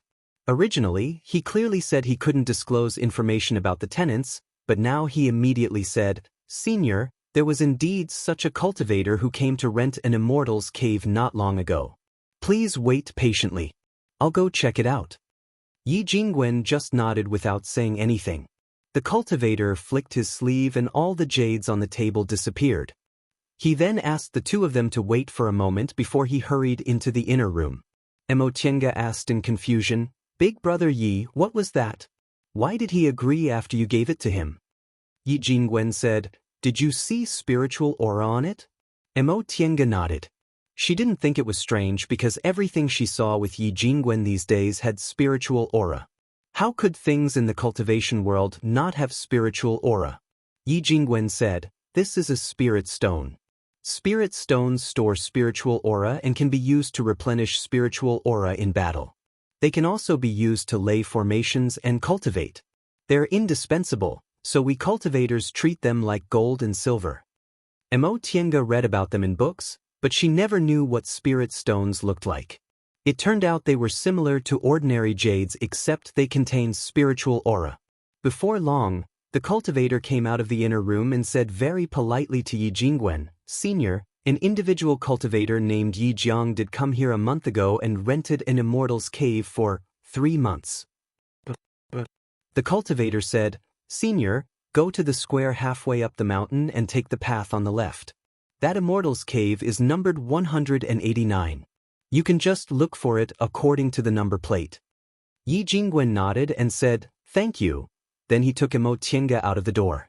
People who rented Immortal's caves like them had a queue number like inns, so it was easy to leave with a number. Following the cultivator's directions, the two of them found the Immortal's cave after searching for a while. This Immortal's cave was a bit far from the square, and the spiritual aura was also quite ordinary. Obviously, Yi Jiang didn't plan to live here for a long time, or he didn't have anything valuable on him. "Is anyone here?" Yi Jingwen shouted, but there was no reply for a long time. He pondered for a moment before he took out the summoning talisman Lu Shishan had given him from his bosom. He poured some spiritual energy into it, but he discovered that the jade talisman was still dim and without any light. Yi Jingwen knew that Yi Jiang wasn't here. Mo Tiange asked, "Big brother Yi, what happened?" Yi Jingwen said, "Your uncle isn't here. He's probably quite a distance away from here. That's why the messaging jade talisman can't sense him and can't be sent out." Oh. Mo Tiange couldn't say she was disappointed. In fact, she was a bit nervous. She had never met her father, and her mother had passed away when she was 7 years old. None of her other relatives loved her. She was a little afraid that this uncle did not like her either. Although Yi Jingwen noticed her nervousness, he didn't take it seriously. It was normal for a family member who had never met to depend on each other in the future to be nervous. Unable to find him, the two of them could only turn back. However, now that he knew where he was staying, it would be easier to find him in the future. Before leaving, Yi Jingwen took out an ordinary summoning talisman and left a message at the entrance of the cave. He planned to stay at Xianxia School's shop for a day and come back tomorrow to take a look. On their way back, Yi Jingwen said, "Don't worry. Since we've found the cave, we'll be able to see your uncle soon." In fact, Immortal wasn't worried at all. She still hadn't figured out how to face her new and future-only elder. When they entered the shop, the aura-refining cultivator who gave Yi Jingwen the idea immediately came over. He saluted and asked, "Martial Uncle Yi, did you find him?" Yi Jingwen shook his head. "I only found a place to stay, but I haven't seen him. Are there any vacant rooms here?" "There are. Rest assured, Martial Uncle. Although the spirit veins here aren't as good as those on Mount Taikong, they're not bad either. Even if you stay here for several days, it won't affect you too much. Take me to rest for a while first. If Senior Martial Brother Zheng comes back, tell him." "Yes." Just as the cultivator was about to lead the two of them inside, they heard a voice coming from the door. "Brother Yi, please." Yi Jingwen turned around and saw the shopkeeper, Zheng Xian, and another thin old man. This person had grizzled hair and a deep frown on his face. He was also in the foundation building realm. "Brother Yi?" Before he could think too much, Zheng Xian had already seen him. A pleasantly surprised expression appeared on his face. "Junior Martial Brother Yi, why did you come?" Zheng Xian happened to be a disciple of Clear Spring Peak and was acquainted with Yi Jingwen. Yi Jingwen also smiled. "Senior Martial Brother Zheng, you're finally back." Seeing that this little junior martial brother of his had something to say, Zheng Xian turned around and smiled at the old man. He cupped his hands and said, "Brother Yi, please go upstairs and sit for a while. I'll be right there." The old man didn't have a smile on his face.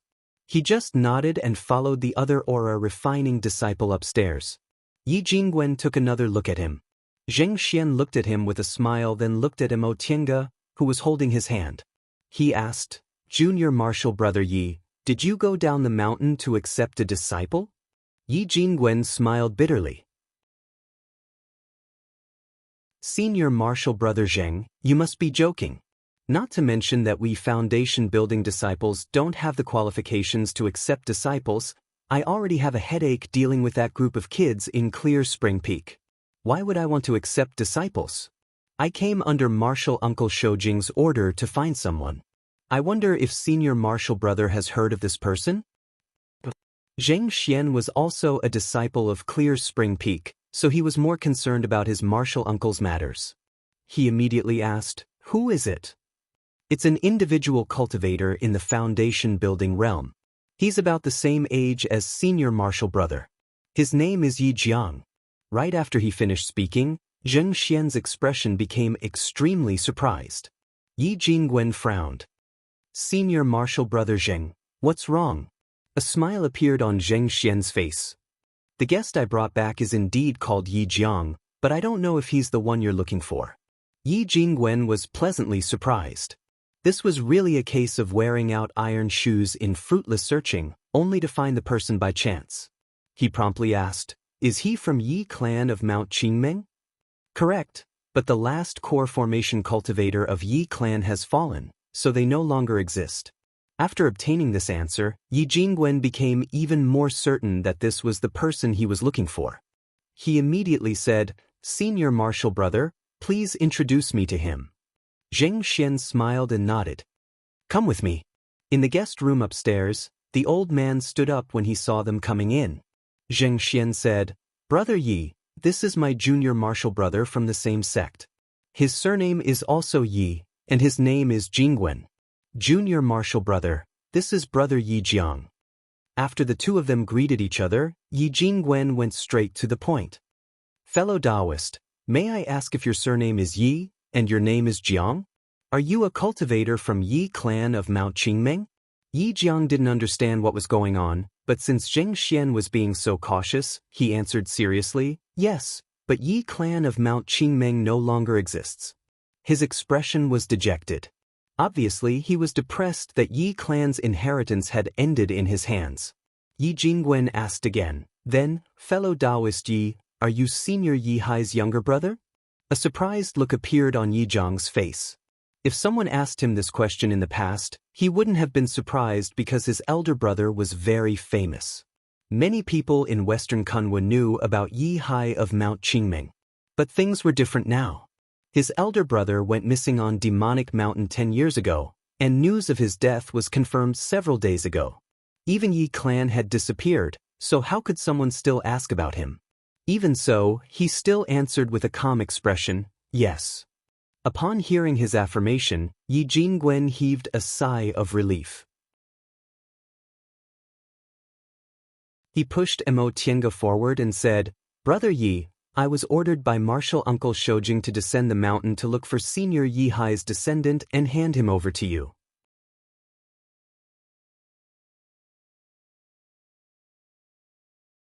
Chapter 27. Yi Jiang stared at the child in front of him in disbelief. Just now, Yi Jingwen said to him, "This is Senior Yi Hai's daughter in the secular world. I was ordered by Martial Uncle to pick her up and give her to you." Daughter? He knew his elder brother wandered in the secular world and later went to Demonic Mountain. He didn't have time to explain anything before he died, but he didn't expect his elder brother to leave behind a daughter. Yi Jingwen said, "Senior Yi left his last words. I'll give them to Brother Yi now." Yi Jiang hastily took the jade slip and inserted his divine sense into it. Green smoke rose in front of him and turned into a middle-aged scholar. He looked at him and said, "Second brother, it seems big brother can't escape this disaster, so I have to tell you some things. On this trip to Demonic Mountain, Master Daoist Shoujing of Xianxia School and I became companions. After I'm done, I'll use my remaining power to help him escape and bring these words to you. To make a long story short, first, after I die, Yi clan probably won't be able to stand on Mount Qingming. Move out of Mount Qingming and focus on preserving your bloodline. When a core formation cultivator appears in the clan, you can take back the spirit vein. Second, use the clan's books and records as much as you can. If you don't have a successor when you die, leave the cultivation technique books and records in the clan. Third, a few years before I went to Demonic Mountain, I actually married a wife and gave birth to a daughter in the secular world. Although that woman was immortal, she had a pure Yin body. After thinking for a long time, I decided to have children with her. If my daughter happens to inherit her pure Yin body and spiritual roots, she'll be the hope of Yi clan.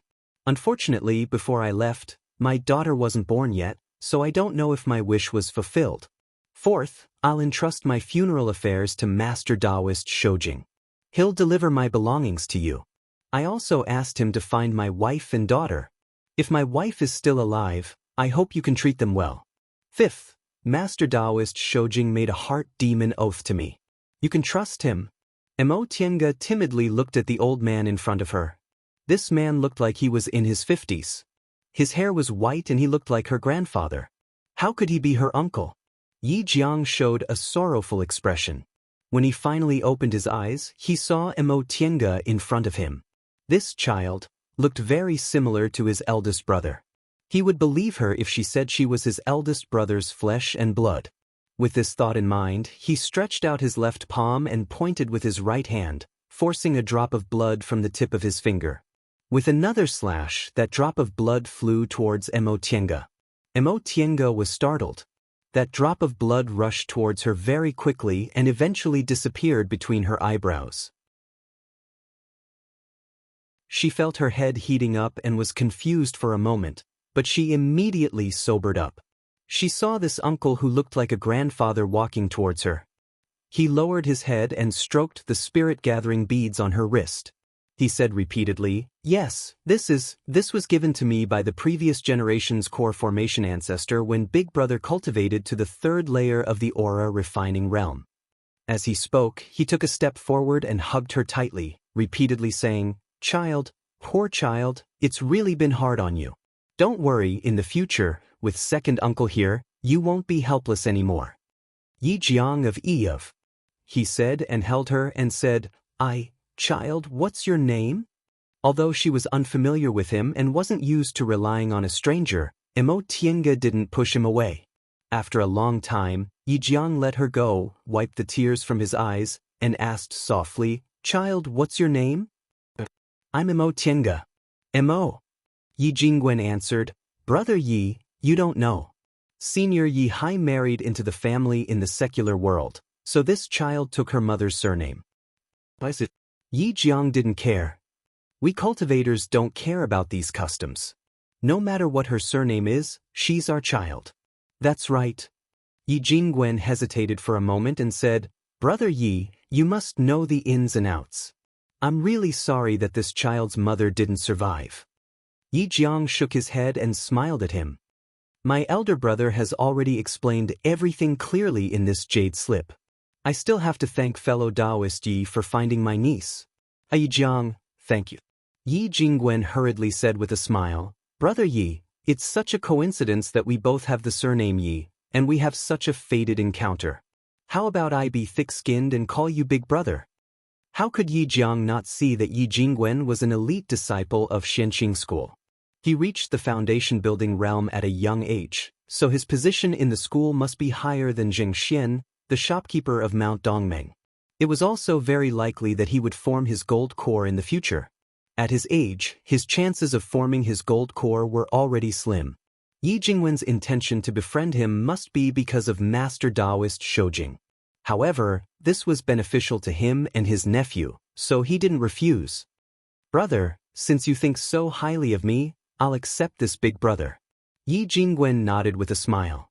Zheng Xian, who was at the side, laughed and said, "Brother Yi, we're really a family now. Since you're friends with martial uncle Shou Jing and your brothers with my junior brother Yi, there's no need for us to stand on ceremony." Yi Jiang also smiled and nodded while stroking his beard. Then, with an apologetic expression, he said, "However, there is one thing that I must ask for Brother Zheng's forgiveness for. Elder brother has given an order, and I have just found this niece. Can you allow me to choose a few items from the auction?" Of course. Zheng Xian didn't look the least bit annoyed. Instead, he looked very friendly. "Brother Yi, you don't have to be so polite. From now on, we'll treat each other as one of our own." Yi Jingwen said to Zheng Xian, "Senior martial brother Zheng, I've been with this child for some time, so I've developed some feelings for her. Let me see you off."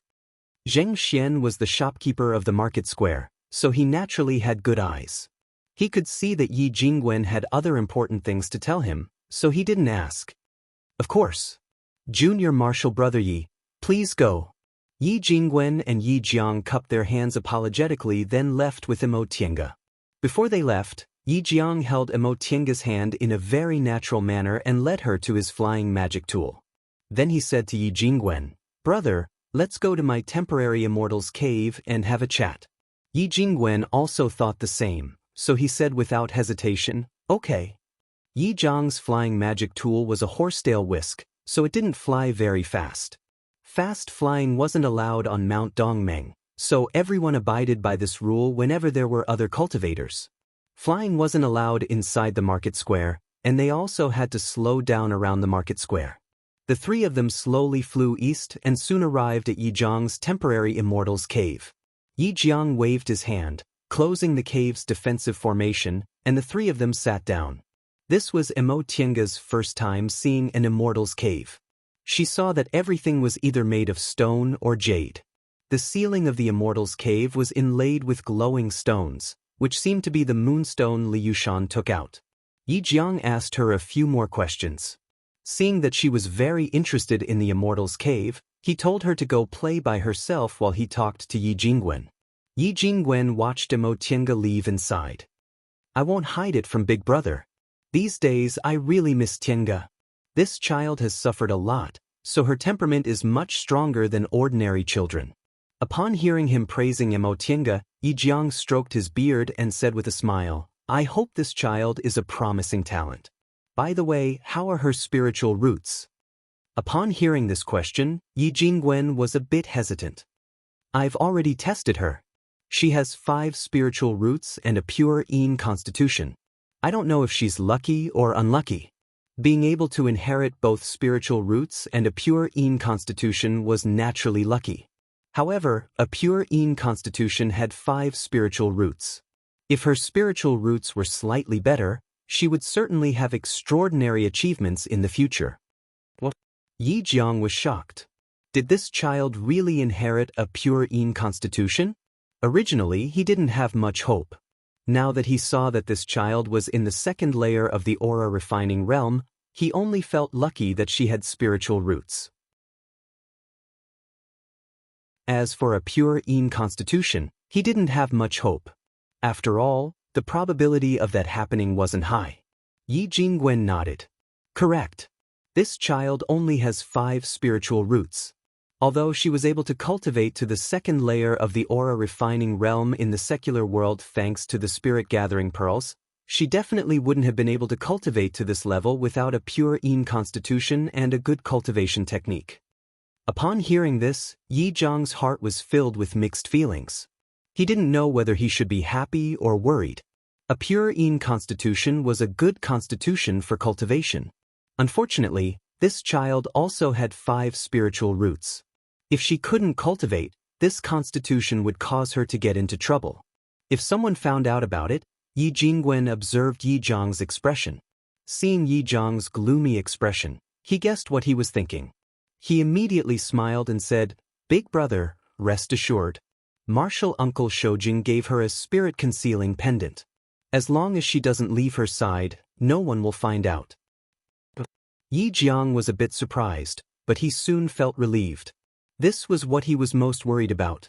Yi Jingwen took out a bag from his robe and handed it to Yi Jiang. He said, "Big brother, this is what your brother left behind. The cultivation technique inside is Yi Clan's secret codex. There are also medicinal pills, spirit stones, and so on. Presumably, the 2 of you won't be lacking for the time being." Yi Jiang took the bag and said with a grateful expression, "Thank you." When a cultivator passed away, their belongings would be divided among the living. Presumably, Master Daoist Shoujing owed them a huge favor, so he sent these things back. Otherwise, no one would say anything even if he took them away. In the end, Yi Jingwen said, "Big brother, Martial Uncle Shoujing asked me to ask you, are you willing to join Xianxia school?" This. Yi Jiang didn't expect Master Daoist Shoujing to say this.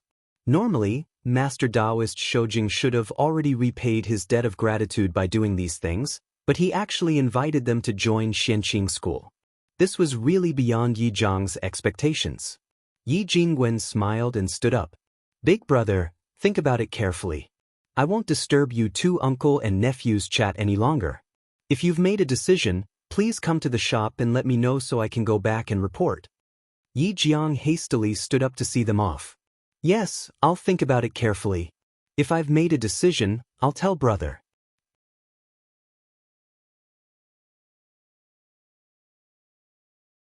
Chapter 28. Tiange was a bit afraid of this second uncle she'd never seen before. Not only did she not address him, but she also had a guarded expression on her face. But Yi Jiang didn't care. He was already old. He had married and had children before, so his living bloodline was several generations apart. Moreover, they were mortals, so they didn't have any kinship with him. His relationship with his eldest brother had always been very good. Now that he saw Tiange and confirmed that she really had Yi Clan's bloodline, he was very excited. After Yi Jingwen left, Yi Jiang carefully asked Tiange about her life in the secular world. Then he excitedly taught her some things about cultivation and gave her a lot of strange things. During the few days she spent with Yi Jingwen, Tiange always saw him taking out strange things from his robe. Sometimes he even took out flying swords and the like, but she couldn't tell what they were. Yi Jingwen said he actually kept a Qianquan bag in his robe and all the things he took out came from it. This made her extremely envious. Now, second uncle had given her one. This Qianquan bag looked like a leather bag. It had a brownish-yellow fur and was smooth to the touch. She didn't know what it was made of, but the opening was snow-white and looked very delicate. Tiange followed second uncle's instructions and inserted a bit of spiritual aura into the bag. Sure enough, her hand smoothly reached into the bag. It was empty, but it had a lot of space. Yi Jiang looked at her with a smile on his face. There was also a bottle. When she pulled the cork off the bottle, rich spiritual aura immediately rushed out. She hastily put it back, then put several things into the Qianquan bag she just got. She raised her head and looked at Yi Jiang with a bit of embarrassment. She whispered, "Second uncle?"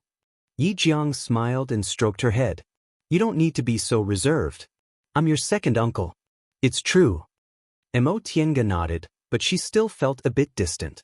Yi Jiang didn't force her. He gently asked, "Tiange, how did Yi Jingwen treat you on the way here?" Mo Tiange thought for a moment, then answered, "Big brother Yi is very good." "Then do you want to go back to Xianxia school with him?" Mo Tiange was hesitant. Yi Jiang said, "I think you don't know, so I'll tell you in detail. If you join a large sect like Xianxia school, there will be many benefits. Not only will you get spirit stones and medicinal pills every month, but if you worship a good master, your cultivation will be greatly improved. Most importantly, with Xianxia school's name, you'll be able to enjoy the shade under a big tree." After a pause, he sighed. Of course, there are also disadvantages. Firstly, in a big sect, the high-level cultivators have their own factions, and the junior cultivators also have their own cliques, so it's not easy to get along with each other. Secondly, the sect rules are very strict, and there's a lot less freedom compared to being a loose cultivator. Thirdly, you have a pure Yin constitution, and I'm worried that they already have a plan. Mo Tiange also understood that he'd planned this for a long time. Just like the ancestor who passed her cultivation technique to her, when she was ignorant, her future was already decided by others. He then heard Yi Jiang say, "Although your father said in his last words that this Daoist master Shoujing made a heart's devil oath, this matter can't be considered as a violation of the oath. Besides, that Yi Jingwen was so enthusiastic, I have a feeling that this isn't the end." Mo Tiange hesitated for a long time before she finally said, "Second uncle, it's up to you. I have no objections." If it was between Yi Jingwen and second uncle, she would trust second uncle more. After all, this had nothing to do with Yi Jingwen. Yi Jiang muttered to himself for a long time before he came up with an idea. He said, "Tiange, wait here for a moment. Second uncle will be back soon." Mo Tiange couldn't wait to be alone. She was still unfamiliar with this second uncle of hers, so she still felt somewhat uncomfortable. Yi Jiang took out several jade slips from his bosom and said, "If you're bored, you can use these to pass the time. Second uncle has laid a formation in this cave. Be careful. If you accidentally enter the formation, don't move and wait for second uncle to return." "Got it." Mo Tiange took the jade slip. Yi Jiang got up and left the abode. Mo Tiange watched as his silhouette disappeared. She then looked down at the jade slip in her hand. Her divine sense was still very weak, so she could only put the jade slip on her forehead to see the contents inside. Some of these jade slips contained experiences and some contained cultivation techniques. After Mo Tiange looked through them one by one, her attention was attracted by one of the jade slips. The title of this jade slip was very simple. There were only 4 words, the Tao of Formations. The opening said, "Heaven and earth, yin and yang, the 5 elements and 8 trigrams. If you want to understand formations, you must first understand their meanings." Soon after, it explained the meanings of yin and yang, the 5 elements and 8 trigrams in detail. To understand formations, one must first be proficient in using yin and yang, the 5 elements and 8 trigrams. Mo Tiange was fascinated by it. Although Daoist cultivation techniques were mostly interlinked and the art of Sunu she cultivated also had discussions about yin and yang, the 5 elements and 8 trigrams, it wasn't as deep as this one. Moreover, the several simple formations listed at the end made her sigh with amazement. After an unknown amount of time, the door of the cave suddenly opened. Yi Jiang walked in with a gloomy expression. Mo Tiange looked up, but before she could greet him, Yi Jiang had already pulled her up. "Tiange, let's go." She was stunned. "Second uncle, what's wrong?" Yi Jiang sneered. "Fortunately, I was careful and secretly listened to what they were talking about." That Jing Xian asked Yi Jingwen what was going on. Although Yi Jingwen didn't say it, he was sure it was Master Daoist Shoujing who wanted you to join Xianqing school. They obviously have a plot against you. Mo Tiange was speechless upon hearing what he said. Yi Jingwen has been taking good care of me all this time. Could it be that he also harbors evil intentions? Yi Jiang said, Tiange, quickly pack your things. We'll leave immediately. She originally didn't have anything to pack, so she just asked, Second uncle, where are we going? Yi Jiang paused for a moment then sighed. Kunwu is so big. We'll just go to the east. I don't think they'll be able to find us in a short time. But it's hard on you. You're still so young, yet you have to follow second uncle to wander around. Mo Tiange shook her head. She naturally knew that if it wasn't for her, second uncle wouldn't have anything to plot against. It was only because of her that he was forced to leave. Thinking up to this point, she felt closer to this second uncle of hers. In the end, he was her relative. Others didn't take her seriously, but second uncle was still considerate of her. The uncle and nephew duo quickly packed their things. Yi Jiang also removed the formation he laid at the entrance of the cave. He didn't even refund the extra rent. The two of them quietly left Mount Dongming. Mo Tiange watched the cultivators coming and going on Mount Dongmeng under her feet. She clenched her fists then left with second uncle. Perhaps it was because of their innate bloodline connection, but she was more willing to believe in second uncle. She had never hated herself as much as she did now. If it wasn't because of this physique, they wouldn't have had to flee in such a hurry. Second uncle could have joined Xianqing school and cultivated diligently. Perhaps he would have even had a chance of forming his gold core. But now, second uncle had become an individual cultivator and had to take her away from West Kunwu. Perhaps he wouldn't be able to make a realm breakthrough for the rest of his life. Mo Tiange secretly vowed that one day, she would build her foundation, form her gold core, and even form her nascent soul like her ancestors. That way, she wouldn't need anyone to sacrifice themselves for her and she wouldn't have to be afraid of other people coveting her. This was the true meaning of cultivation for her.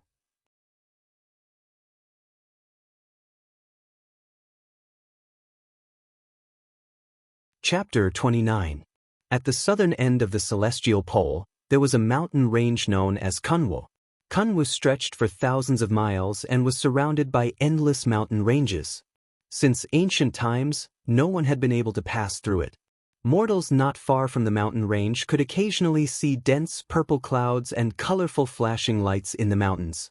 If they went into the mountains to search, they would get lost in the clouds and could only turn back to find the way out. Gradually, people learned that this mountain was an immortal mountain that only immortals could enter. Those immortals came and went with the clouds and mist, looking like immortals. They could call the wind and summon the rain. If they found people with spiritual roots in the mortal world, they would bring them back to the immortal mountain to cultivate. People in the mortal world all hoped to enter the immortal mountain and refine their immortal bones. Unfortunately, spiritual roots were hard to find.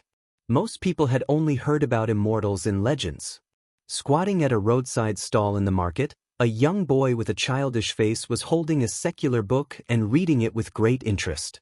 Sometimes he smiled, sometimes he frowned, and when he saw something interesting he would laugh out loud, not caring about the looks of others.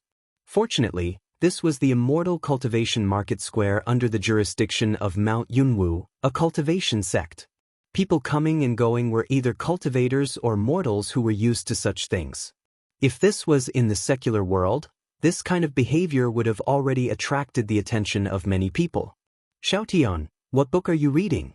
Are mortal books this interesting? A middle-aged Daoist at the stall next to him looked at him with a smile and asked while stroking his beard. The teenager called Xiaotian raised his head and said, Uncle Huang, this book isn't interesting at all. I just thought it was interesting that those mortals look at us cultivators like this. The teenager put down the book and said, This book is about an immortal who eliminates evil and helps the weak in the mortal world, robbing the rich to help the poor. Later, the emperor of the secular world wanted to recruit him into the court, but in the end, he just left and is free and unfettered in the mortal world. The teenager shook his head and said, Immortals don't benefit their cultivation, so why would they enter the secular world? It's clear that mortals have too good of an illusion about immortals. The Daoist surnamed Huang shook his head and said, "Mortals are just daydreaming. How can they imagine the difficulty of cultivation?" The immortals that mortals talked about were actually cultivators like them.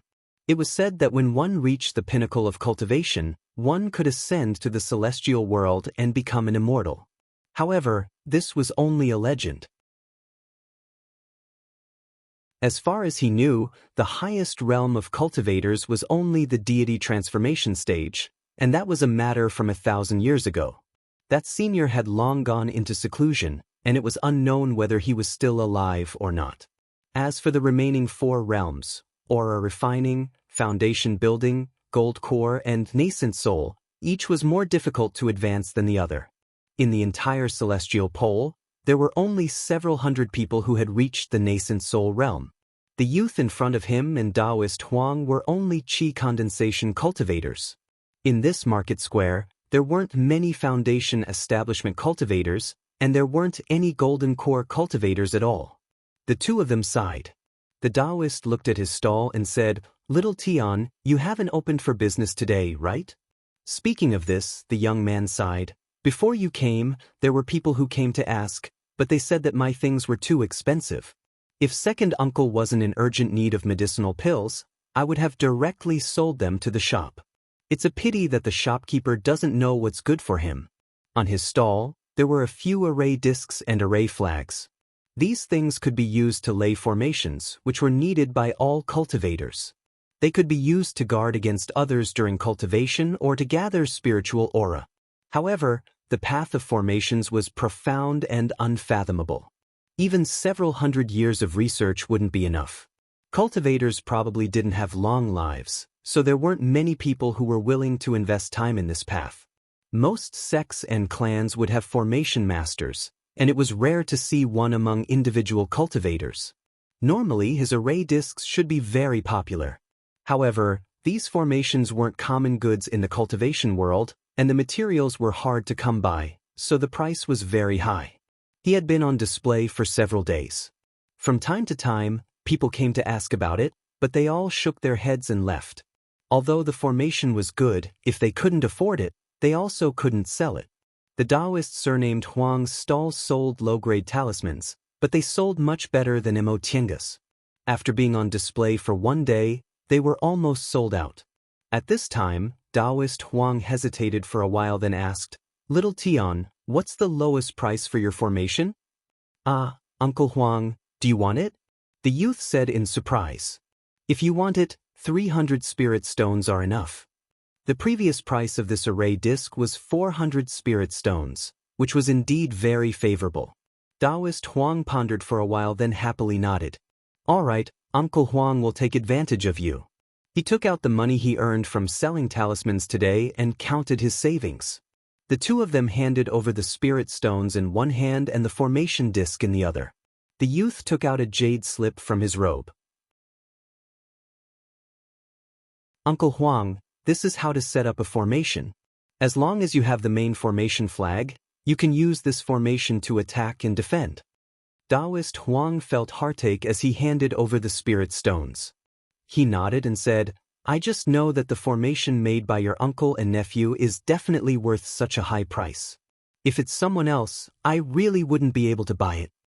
Even cultivation group disciples would need several years to accumulate 300 spirit stones, and individual cultivators might need to accumulate it for many years. If Daoist Huang wasn't good at making money, he most likely wouldn't be able to fork out this much money. "Uncle Huang, thank you very much. I'm going to buy some medicinal pills. Uncle is still waiting for me." After packing up his stall, the youth went to the shop opened by Mount Yunwu. Although Mount Yunwu was only a small cultivation group in the cultivation world, there were still many clans and individual cultivators who attached themselves to it.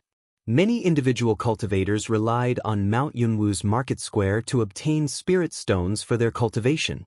Mount Yunwu's shop was the largest shop in the market square. When the youth entered the shop assistant greeted him. "Fellow Daoist, what would you like?" The shop assistant was in the early stage of the aura refining realm. Seeing that the youth was only in the middle stage of the aura refining realm, He was quite polite. The youth said, "Do you have 10 small reversion pills?" Small reversion pills were healing medicine, so they were quite expensive. When people came to buy them, they usually only bought 1 or 2 pills. 10 pills was already considered a big deal. Upon hearing what the youth said, the smile on the shop assistant's face became even wider. Yes. Please wait a moment. The shop assistant turned around and reported to the shopkeeper. He then took out a jade bottle from behind the counter. "These are small reversion pills. Please identify them." The shop assistant removed the bottle stopper and poured out a pill. A medicinal fragrance immediately assailed his nostrils. After carefully smelling it, he nodded and said, "These are the pills. There are 10 pills in total. That's a total of 500 spirit stones. If you have any rare items, you can also exchange them." The youth didn't say anything. He just took out the spirit stones from his storage bag and gave them to the shop assistant to count. After carefully putting the medicinal pills into his storage bag, the youth happily walked out of the shop. With these 10 small reversion pills, second uncle's injuries should be healed. After the youth left the shop, he made several turns and arrived at a small courtyard. Soon after, he made a hand seal and the courtyard's door opened. The youth entered the courtyard, pushed open the door and called out, "Second uncle?" After a long time, a voice came from the corner. "Little tea on your back?" The voice was old and hoarse. An old man sat cross-legged on the bed in the corner. His face was dark green and he looked old. The youth walked over and excitedly took out the jade bottle from his robe. "Second uncle, Uncle Huang bought our 5 elements life and death formation. We've collected enough money to buy medicine." "Really?" The old man forced a smile and took the jade bottle from the youth. He then sighed and said, "I told you it's useless, but you still bought it. If you used it to buy aura-nourishing pills, your cultivation level could increase by at least 3 layers and reach the 10th layer. At that time, the Immortal's assembly would be easy," the youth said angrily. "Second uncle." The old man stopped talking and looked at him with a sigh. The youth finally smiled. "Second uncle, don't worry. Although my cultivation level isn't that high, I've practiced magic for a long time, so I'm also very hopeful." Even so, the old man's expression didn't soften. He only said, "If it doesn't work, we'll talk about it next time. Safety is more important. Don't fight recklessly." "I know. The most important thing for us cultivators is life. If we can't live forever, what's the point of cultivating? I'll definitely come back safely." The old man finally smiled. "It's good that you think that way. There are still 10 days left until the Immortal's assembly. You have to prepare well, especially the way to use spirit tools. This is a way to save your life. And, second uncle, you should heal your injuries first. I'm going to cultivate." But the youth left the room and opened the door of the next room. He fetched some water to wash his face and untied his hair to comb it again. A beautiful and bright face was reflected in the mirror.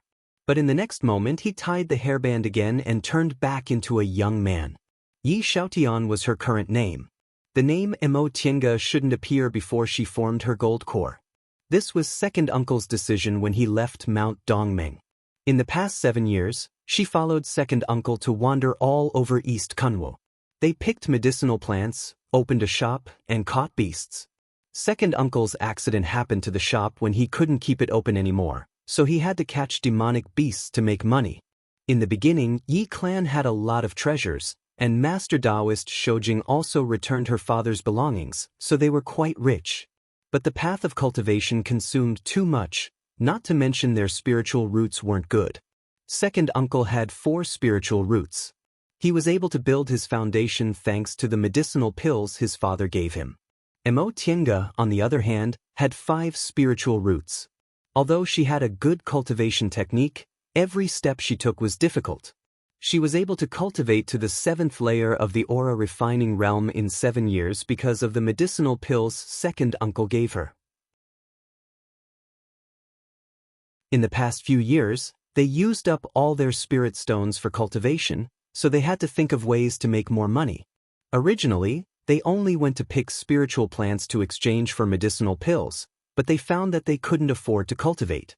Therefore, They used all their savings to open a shop in a small market square. Because the cultivation clan that managed the market square bullied them, they didn't make much money, so they had to close the shop and look for another place. Finally, second uncle found that catching demonic beasts was very profitable, so he teamed up with other cultivators to hunt beasts in the depths of the mountain in the south. One time, they accidentally encountered a 5th-rank lightning beast, which was equivalent to a core formation cultivator. Of the 5 of them, 1 died and 4 were injured. Second uncle was injured, so his situation became even more difficult. Not only could he no longer use medicinal pills to cultivate, but he also had to treat second uncle's injuries. Fortunately, Yi clan originally had a deep understanding of formations. Although their spiritual roots weren't good, they were very talented in formations. Uncle and nephew studied formations every day. When Xianxia had free time, she would set up a small stall and sell them in exchange for medicinal pills and so on. Second uncle always said that if she continued like this, she wouldn't be able to build her foundation. Therefore, a year ago, they came to Mount Yunwu with the intention of entering Yunwu's sect through the Immortal's assembly.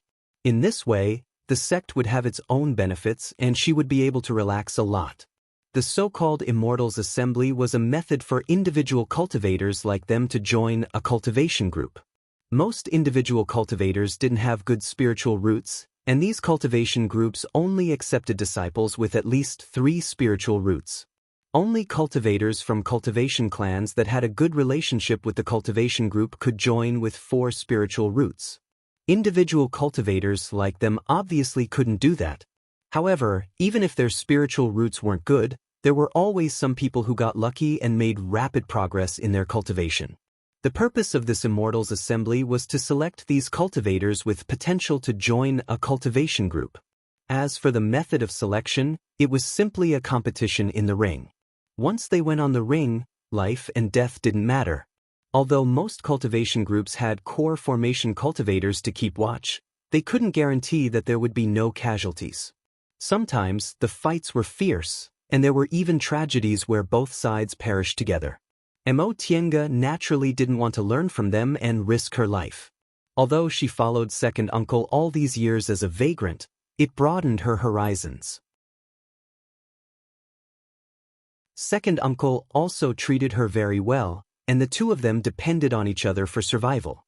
She also walked out of the shadow of her childhood, and her temperament became a lot more cheerful. She firmly remembered what second uncle said. The goal of cultivation was to live a long life, and life was the most important thing. Besides, she didn't think her life would be over if she couldn't enter a cultivation group. Second uncle said that her father also built his foundation and formed his gold core on his own. It was because of him that Yi clan was able to survive on Mount Qingmeng for another 200 years. Since her father could do it, she could also do it. Having made up her mind, she sat on the bed and began today's cultivation.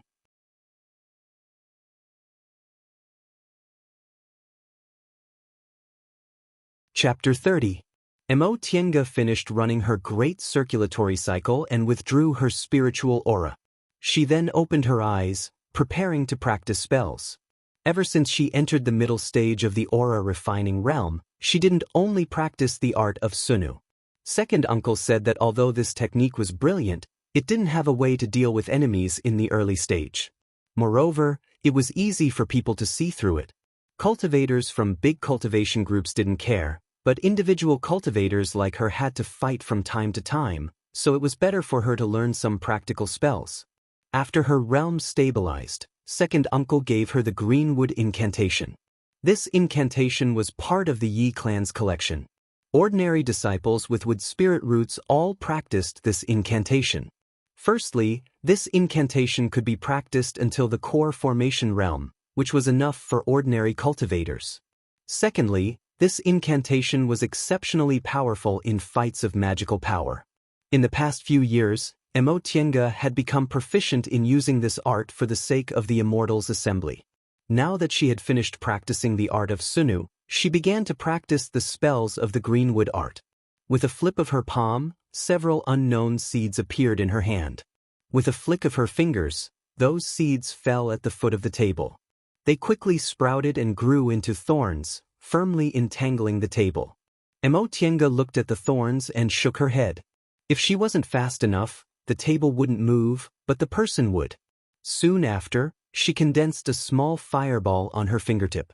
She threw the fireball at the thorns, quickly burning them to ashes, but the table's legs weren't damaged at all. This was the result of her 2 years of practice. She could control her spiritual aura to a subtle level, so she could burn anything she wanted. It could be said that it was an enhanced effect of Li Yushan's technique of burning a wall without damaging it. Using the greenwood art to use seeds to cast the entanglement technique and fire spirit technique to control the enemy was the technique she came up with. Soon after, she practiced for a while. When she saw that the sky was bright, Emotienga got up, washed up, and went out to get some food. Cultivators in the 10th layer of the aura refining realm could abstain from eating, and cultivators in the foundation building realm could be free from dirt. She was only in the 7th layer of the aura refining realm, so she still needed to eat and bathe. Basically, she was still immortal. Therefore, it was an unwritten rule in the cultivation world that aura refining cultivators couldn't perform closed-door meditation for too long. After all, if you performed closed-door meditation for several months, you'd come out with a sore back and dirty body. Emotienga had never eaten fasting pills. First, although fasting pills were cheap, they were still medicinal pills. Second, how could fasting pills compare to real food? Although the mortal world's fire and smoke would increase the body's impurities, spirit beasts would not have to worry about this problem. Furthermore, it would increase the body's spiritual energy by a small amount. Although there weren't many spirit beasts capable of fighting, other beasts that had absorbed spiritual aura could be found everywhere. After all, this was the Kunwu mountain range. He walked out of the door and headed towards the dense forest behind the market. Every cultivator loved to eat fasting pills because they thought there would be impurities after they entered the world. Not everyone knew that eating spiritual beasts and spiritual plants wasn't a problem, and how could mortals dare to eat spiritual beasts? Because of that, Emotienga never had to worry about food. She just needed to casually go to this forest and catch a bird or pheasant. Once she entered the forest, she immediately saw a fat spiritual rabbit jumping around. Emotienga was delighted. Speaking of delicious, rabbits were still the best. However, rabbits had too many natural enemies, so they were rarely seen. Emotienga threw a seed, which immediately turned into an entanglement technique and firmly bound the rabbit. The rabbit panicked, but Emotienga waved her hand. A wind blade flew past and the rabbit fell to the ground. She walked over, picked up the rabbit, and threw it into her Qianquan bag. She was afraid she wouldn't be able to kill it if she caught it, so she always killed it first before picking it up. Second uncle always said she wasn't ruthless enough. The cultivation world was full of dangers. Merely advancing to the inner demon couldn't stop some people from doing bad things. After all, inner demons would only appear when one advanced to the core formation realm. There were hundreds of thousands of cultivators in the celestial pole, but there were only a few thousand core formation cultivators. What happened to Li Yushan when she was a child and later when she was forced to leave Mount Dongmeng made her realize that she must have great strength and be unafraid of blood. In order to protect herself, she even had to kill the other party first, just like Yi Jingwen. When he realized Li Yushan had bad intentions, he directly killed him without so much as a frown. However, even though she knew this, she still wasn't used to it. Perhaps only after experiencing blood could she slowly get used to killing. After catching a rabbit, she picked some wild vegetables and weeds in the forest. Just as she was about to stand up and go back, she suddenly sensed 2 breaths approaching her, causing her to stop. There were 2 sets of footsteps, which meant there were 2 people. This place only had some common beasts and plants with spiritual aura. Normally, no one would come here, so why were there 2 people coming here all of a sudden? Unable to suppress her curiosity, she curbed her breath and crouched behind a shrub, peeking through the gaps between the leaves and grass. Sure enough, there were 2 people. She saw 2 pairs of feet. One was wearing black boots while the other was wearing embroidered shoes. Apparently, they were a man and a woman. The man's footsteps stopped first. He then said softly, "Little sister Lien, there should be no one here." The woman didn't answer. Tiange moved slightly and finally saw the whole picture. She saw a young cultivator, a man and a woman, looking at each other with eyes full of tenderness. Their hands were tightly clasped together. It was obvious that they were very amorous. Tiange suddenly felt so regretful that she wanted to bang her head against the wall. This was clearly a young couple looking for a place to have a rendezvous. Tiange didn't look over there. She crouched down and hesitated. It was obviously inappropriate to go out now. Among these two people, the man was in the 7th layer of the aura refining realm like her, while the woman was in the 6th layer. If it wasn't because she practiced the art of Sunu and her breath-concealing divine sense was stronger than theirs, she would have been discovered long ago. If she went out now, they would think she harbored bad intentions. Moreover, if their tryst was discovered, they would most likely teach her a lesson. She didn't want to be beaten up for no reason. Just as she was regretting her actions, the man spread his robe on the ground and unexpectedly hugged little sister Lien, intending to do something improper. When Tiange realized this, she turned pale with fright. She thought they were just a couple looking for a place to be lovey-dovey. Who would have thought they actually wanted to? Based on the sounds coming from the other side, the two of them were obviously hugging and kissing each other. Little sister Lien took the time to say, "Be careful of your clothes." The man uttered an N, but didn't stop. The two of them took off their clothes and went straight to the main topic at an extremely fast speed. Tiange suddenly had the urge to bury herself when she heard the raging fire and dry firewood on the other side. She had been disguised as a man for many years. Usually, if she wasn't concentrating on cultivating, she was studying the Tao of formations with second uncle. She didn't understand these matters between men and women at all. Therefore, she felt extremely embarrassed at this moment. She lowered her head and didn't dare to look in that direction.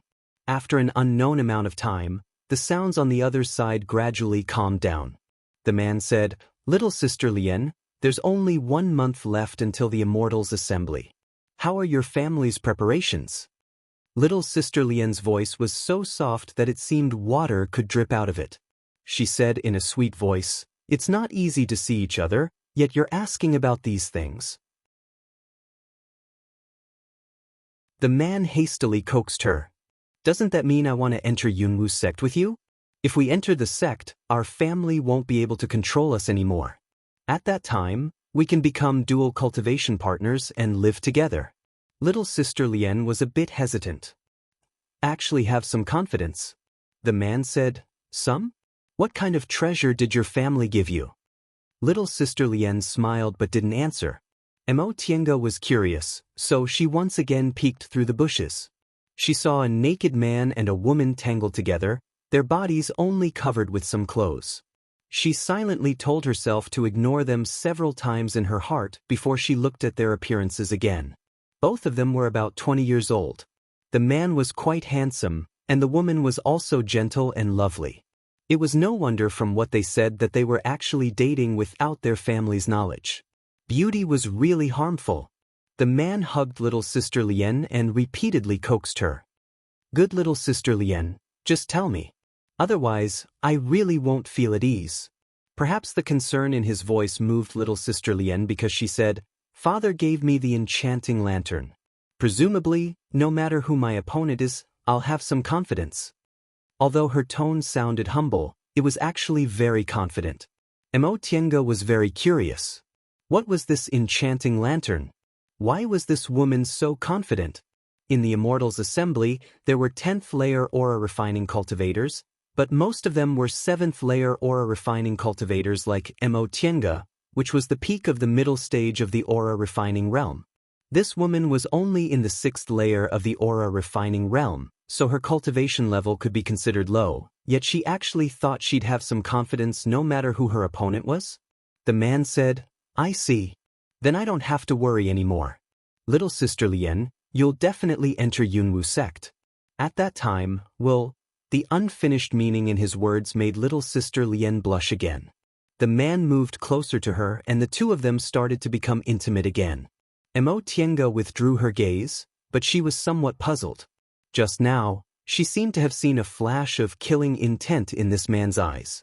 Was she mistaken?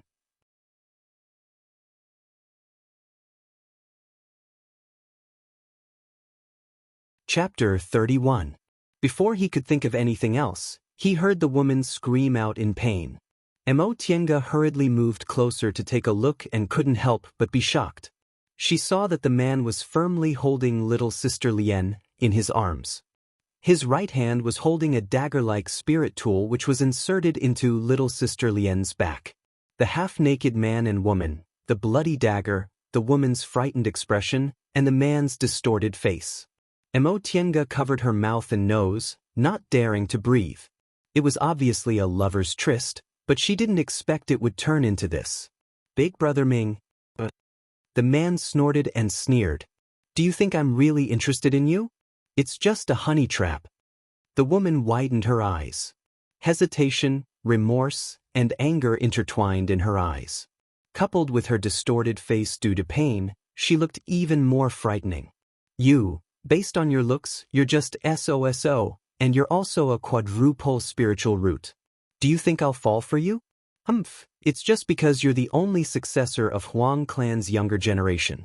After I kill you and get your family heirloom, the enchanting lantern, how could your Huang clan be an opponent for my clan?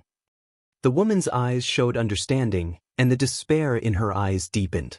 At this moment, she couldn't say anything. She just stared at her lover with widened eyes and gradually lost her breath. From these words, Tiange managed to glean some information. Huang clan and An clan were both small cultivation clans relying on Yunwu sect. The two clans were said to have been enemies for generations. Presumably, An clan came up with this treacherous plan to eliminate Huang clan. After confirming the woman in his arms was no longer breathing, the man pulled out the dagger from her back and pushed Qi Yan's corpse away in disgust. He wiped the blood on the dagger and stood up to tidy his clothes. Tiange didn't dare to make a sound. This man was so treacherous that he killed his female companion when they were intimate. It was obvious he was an extremely evil person. If he found out, he definitely wouldn't let her go. After putting on his clothes, the man crouched down and rummaged through the woman's clothes. Finally, he found a Qianquan bag. He easily broke the divine sense left by its master and poured out everything. There was a pile of women's clothes, spirit tools, talismans, jade bottles for storing elixirs, jade boxes that seemed to be used for storage, and so on.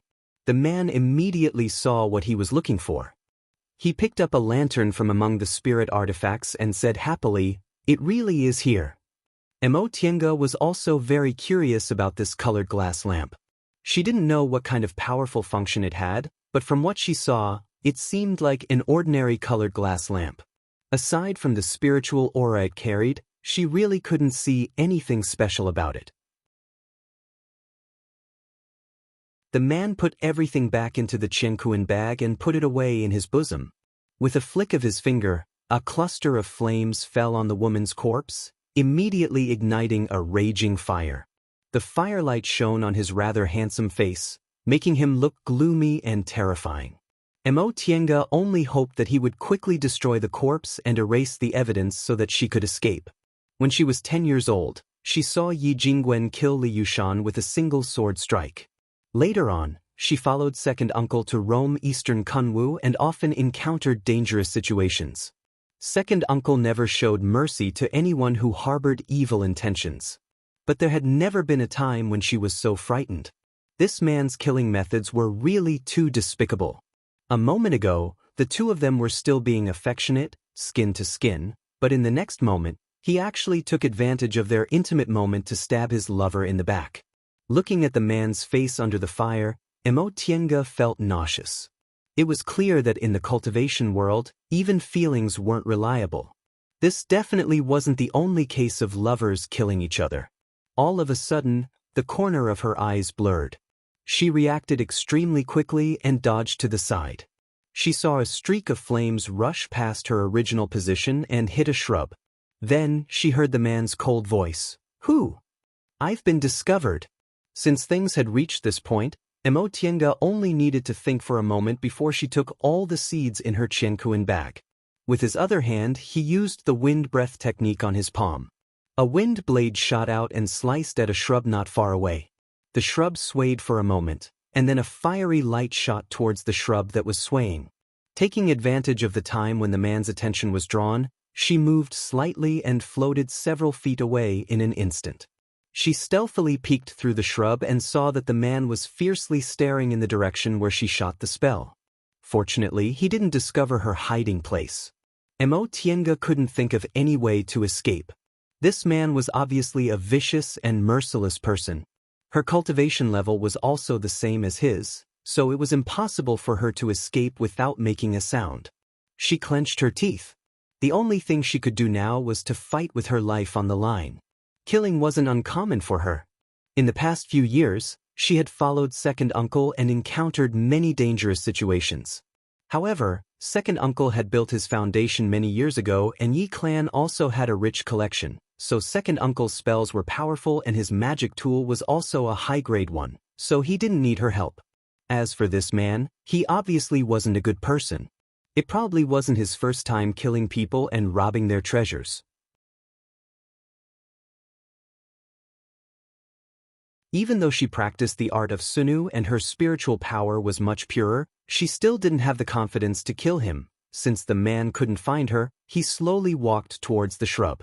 Fortunately, he wasn't heading in Tiange's direction.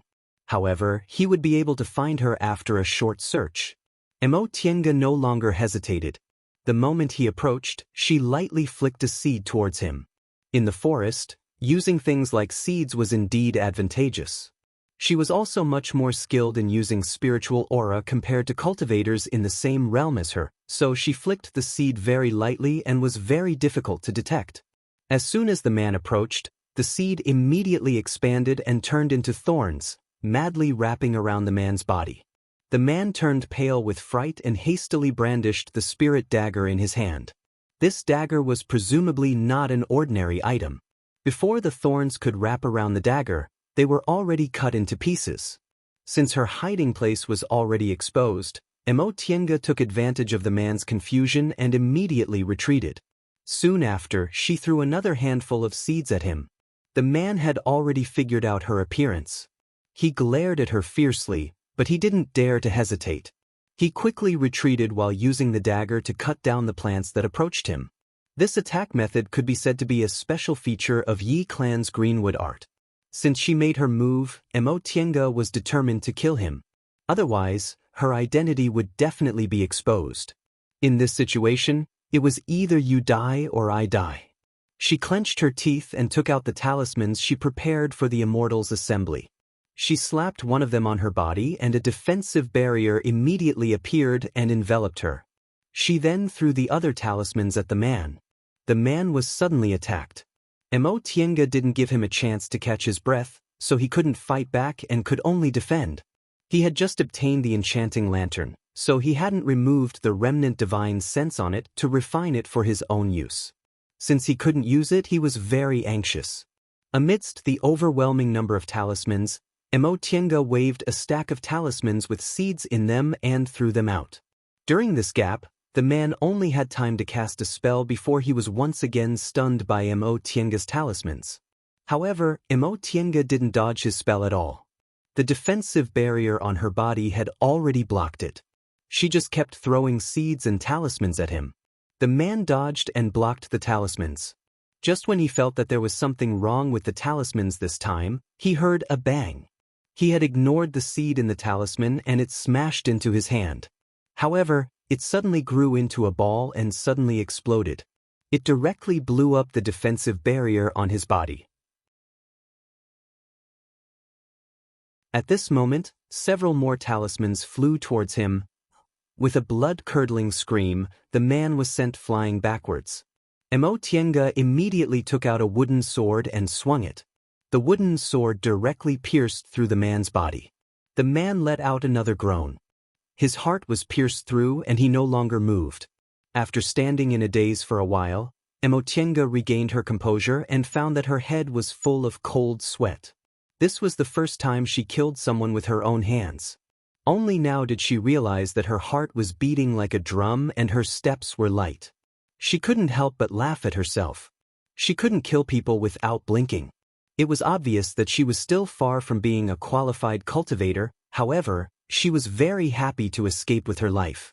She wiped the sweat on her forehead and cautiously approached the man. After confirming that he was really dead, she retrieved the sword from his body and immediately started to destroy the corpse. She did what the man did just now. She retrieved the 2 Qianquan bags from his body and burned the man's corpse with a snap of her fingers. This man just killed his lover and burned his corpse here. Now, he also died here in the same way. Immortal didn't know whether this was retribution or not. Now, the 2 of them could be said to be born in different worlds but die in the same hole. After the corpse was completely burned and there were no traces left, Immortal hurriedly went back. They had a private meeting, so no one should know about it on the woman's side, but it might not necessarily be the case on the man's side. She cautiously made a big circle and hid for a while before going out from the other side.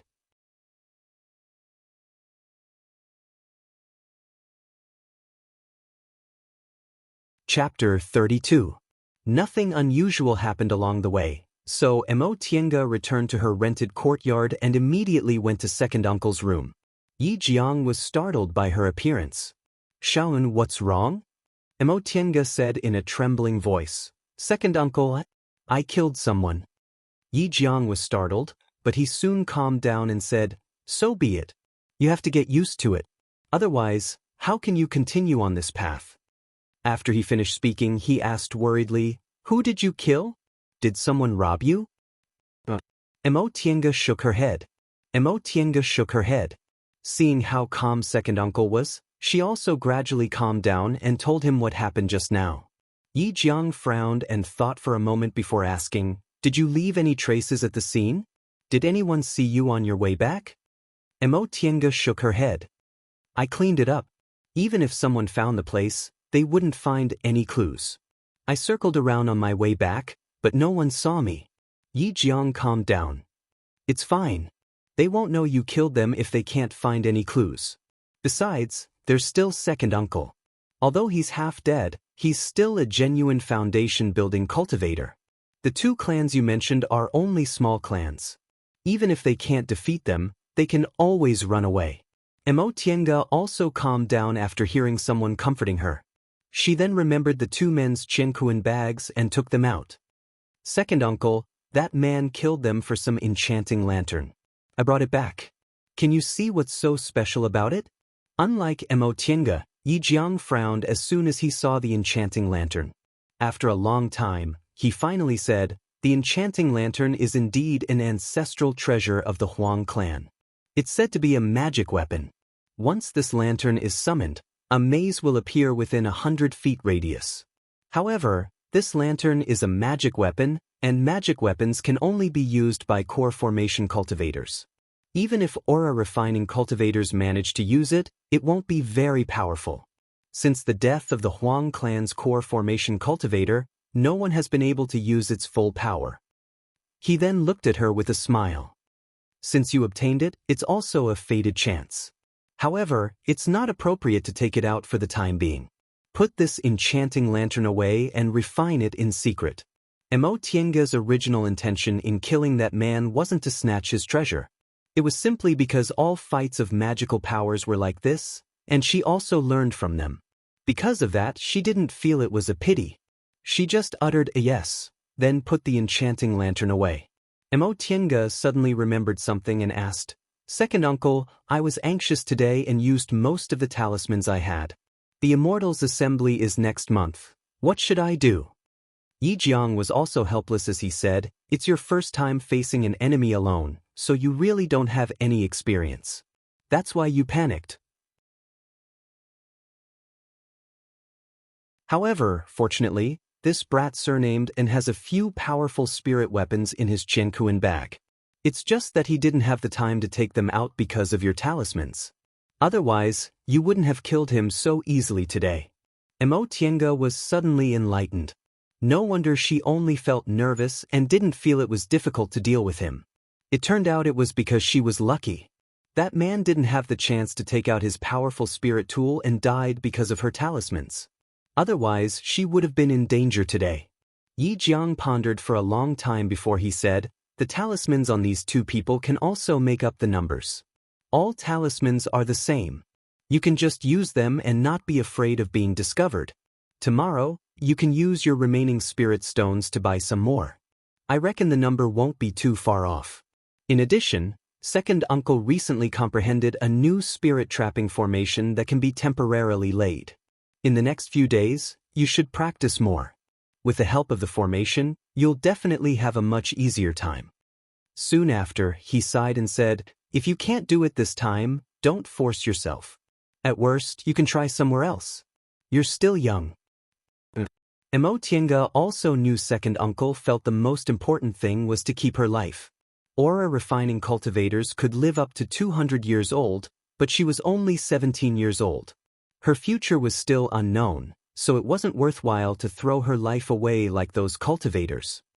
Alright, go back and think about what you did wrong in today's fight. Maybe it'll be useful at the Immortals Assembly. You also have to adjust your spiritual power. Before the Immortals Assembly, your whole body has to be in its best state. Tiange nodded. She no longer disturbed second uncle's recuperation and went back to her room. Having just experienced killing people, she wasn't in the mood to make something to eat. She first circulated her qi and adjusted her breathing to replenish the spiritual aura she consumed. Then, she cultivated until morning before she opened her eyes to check the two people's Jianquan bags. First, she saw the woman's Jianquan bag. There were only a few talismans inside. Tiange swept her gaze over them and was shocked. Although there were only a few, they were high-grade talismans for aura-refining cultivators. This talisman was more useful than 10 low-grade talismans. Tiange was overjoyed. The reason why she had so many talismans was because she bought them for the Immortals Assembly. However, high-grade aura-refining talismans could only be made by foundation-building cultivators, so the market price wasn't cheap. Second uncle was injured, so he couldn't make talismans himself. The two of them didn't have many spirit stones, so they could only buy low-grade talismans. They couldn't afford high-grade talismans. Tiange counted 5 talismans in total.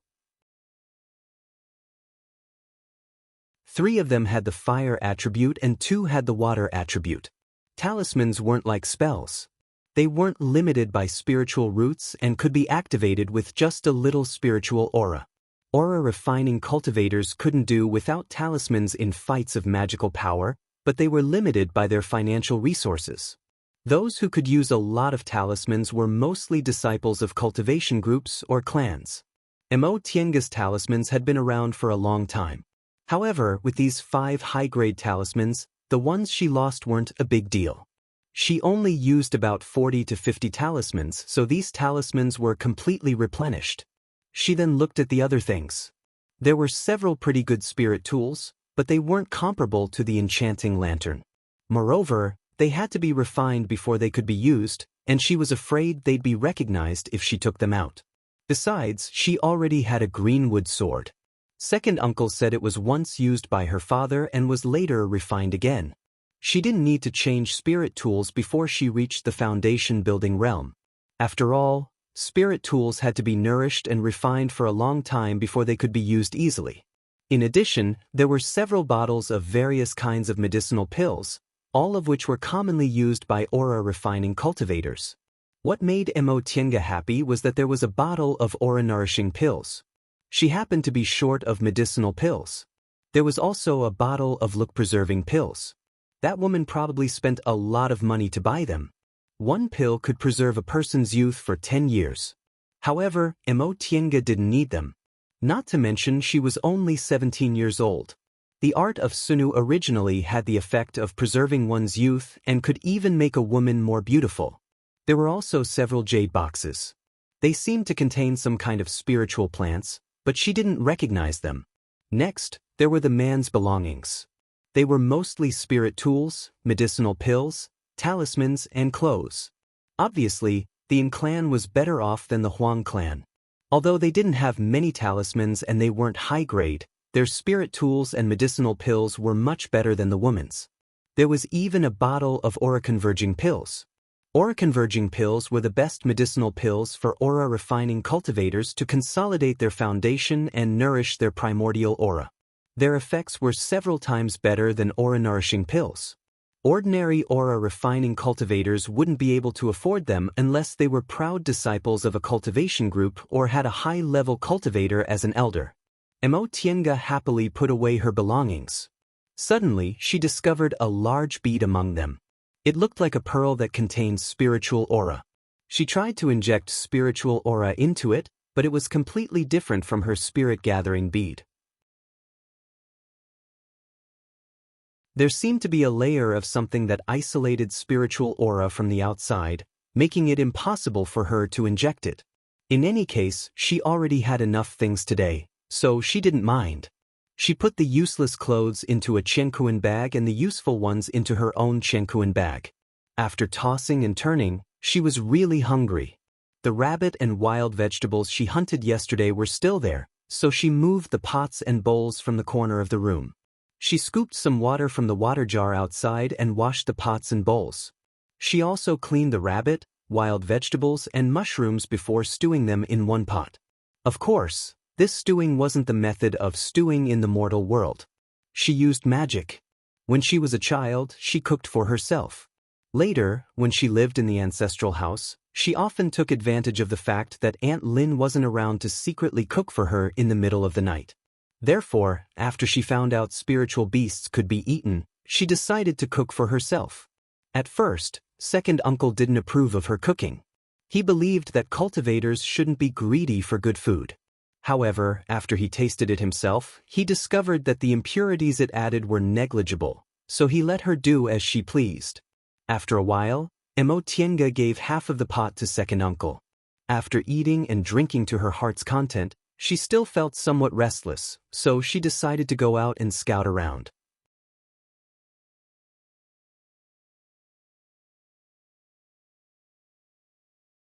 Chapter 33.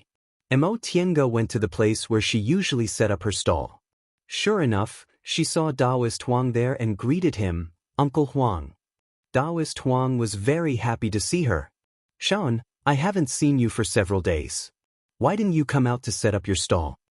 Tienga said, "It's because of the Immortal's assembly, so I probably won't come out for a while." Daoist Huang nodded in understanding. "You're right. This is a big deal. Hey, how are your preparations?" "It's the same. For individual cultivators like us, we never have enough things."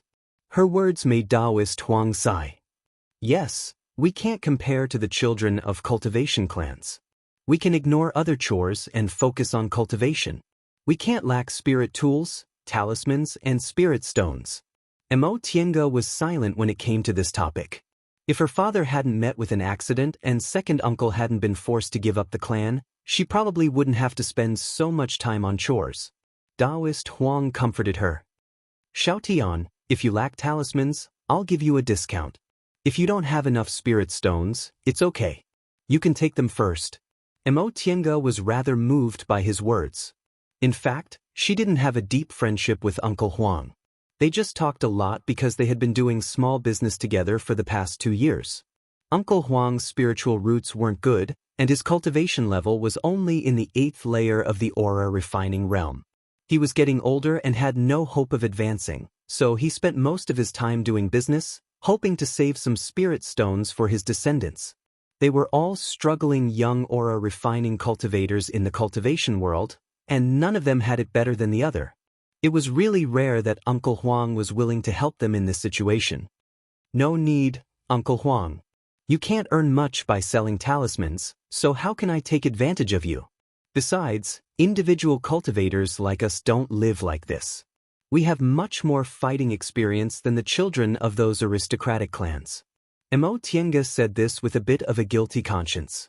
Although she was also an individual cultivator, she had a foundation building elder, so she didn't have much fighting experience. However, second uncle would tell her a lot about his experience. Daoist Huang nodded in agreement. Yes, although the children of those aristocratic clans have their elders to guide them, they can't understand fighting with just a few words. Tienga felt even more guilty. Remembering her purpose of coming out, she hurriedly changed the topic. "By the way, Uncle Huang, I haven't been out for 2 days. Is there any news?" "News?" Daoist Huang thought for a moment and said, "Oh, it's news from the Immortal's assembly, right? Recently, there are more and more people coming here. Look at the street, there are many young cultivators." I guess they are here to participate in the Immortals assembly. Only now did Mo Tiange notice that there were indeed a few more people here compared to 2 days ago. The closer the Immortals assembly was, the more people would come.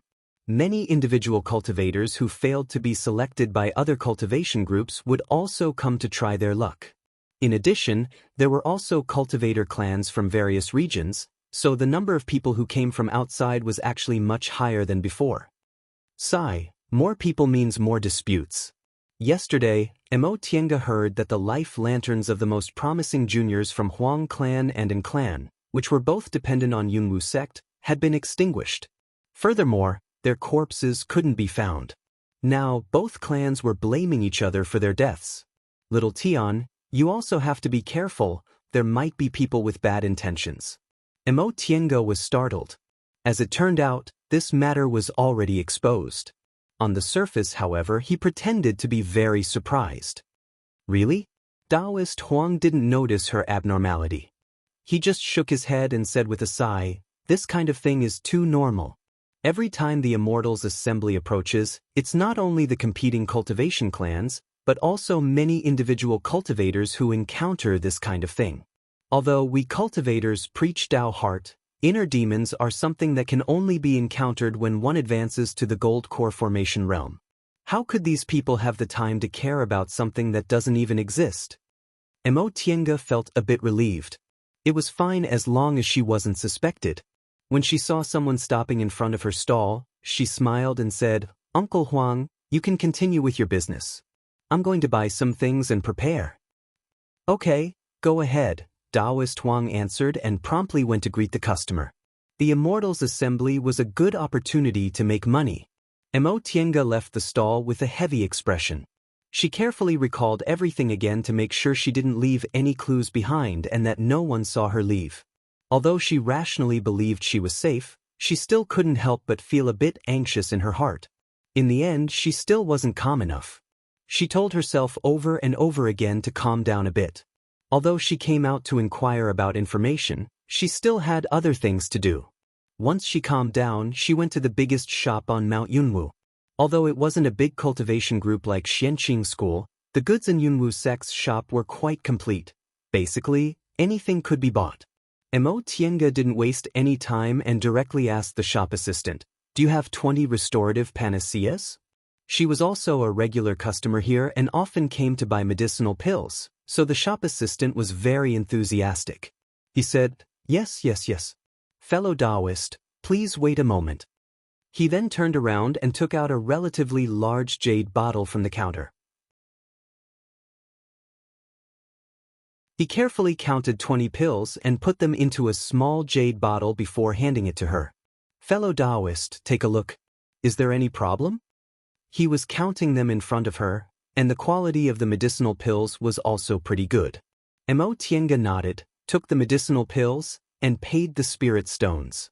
Although the man and woman from yesterday didn't have a lot of spirit stones, it was enough for her to buy these. Speaking of which, robbery was indeed a good profession. The two of them, uncle and nephew, might as well kill 2 aura refining cultivators by accident while working hard. Of course, it was just a thought. If she was like those people who only cared about a moment of pleasure and didn't care about the consequences of not being able to form her gold core, she definitely wouldn't be so short-sighted. After buying the medicinal pills, Mo Tiange didn't linger and walked out of the shop. She didn't need magic tools, and she really didn't have any extra spirit stones to buy talismans. After thinking about it, what she lacked the most was still restorative panaceas. The competition at the Immortals assembly was fierce. If she encountered a strong enemy, her spiritual aura would definitely be depleted. At that time, it would be a competition to see who had more restorative panaceas and spirit stones. Although spirit stones could also replenish spiritual aura, their effects weren't as good as restorative panaceas. Elixirs were too important for cultivation. Most of the spirit stones that the uncle and nephew earned were spent on elixirs. Mo Tiange once thought about learning pill concocting, but second uncle vetoed her.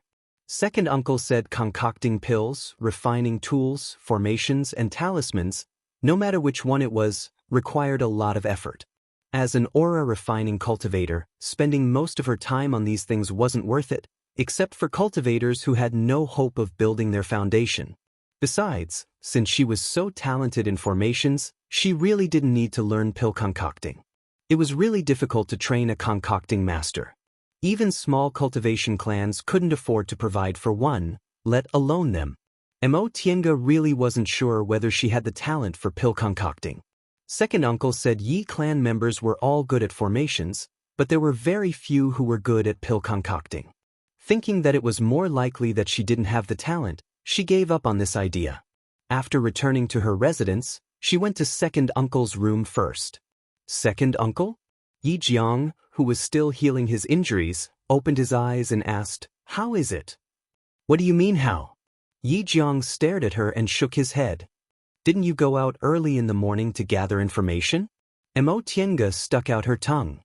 "Second uncle, you're really a roundworm in my stomach." Yi Jiang glanced at her and said with a humph, "Impudent." She smiled and moved closer to him. Second uncle, Uncle Huang, said the two clans already found out about the deaths, but they're blaming each other. They said it was the other party's doing and they didn't find anything. Yi Jiang nodded. "That's good. Even if they find out it wasn't the other party's doing, it'll be hard for them to trace it back to you. Now that the Immortals' assembly is approaching, Mount Yunwu is filled with crooks and honest folk. They won't be able to find anything." His words were exactly the same as Uncle Huang's. Sure enough, the older the ginger, the spicier. Recalling yesterday's harvest, she became excited and said, "Second uncle, I checked yesterday. Although they didn't have many talismans, there were 5 high-grade talismans among them. It could be said that I made a profit. There were also a lot of medicinal pills, including a bottle of aura-converging pills. Today, I also used their spirit stones to buy restorative panaceas, so I don't lack anything." That's good news. Yi Jiang originally thought the two of them didn't have many spirit stones and talismans on them, but now it seemed the 5 high-grade talismans made up for the loss. That being the case, you don't need to waste your spirit stones anymore. Second uncle will teach you how to transform the spirit trapping formation. In the next few days, you'll have a better chance of success. She nodded vigorously. Yi Jiang smiled. He stroked her head and handed her a jade slip. "This is the method to lay the formation. Go and study it. Come back tomorrow and tell me how much you've comprehended."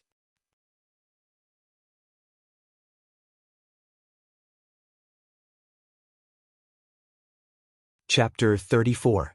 A month passed in the blink of an eye. During this month, Tiange focused on cultivating and comprehending formations. Occasionally, she came out to check on the situation. The matter between An clan and Huang clan was done by the other party. The deeper they investigated, the more they found out about the illicit relationship between the two clans.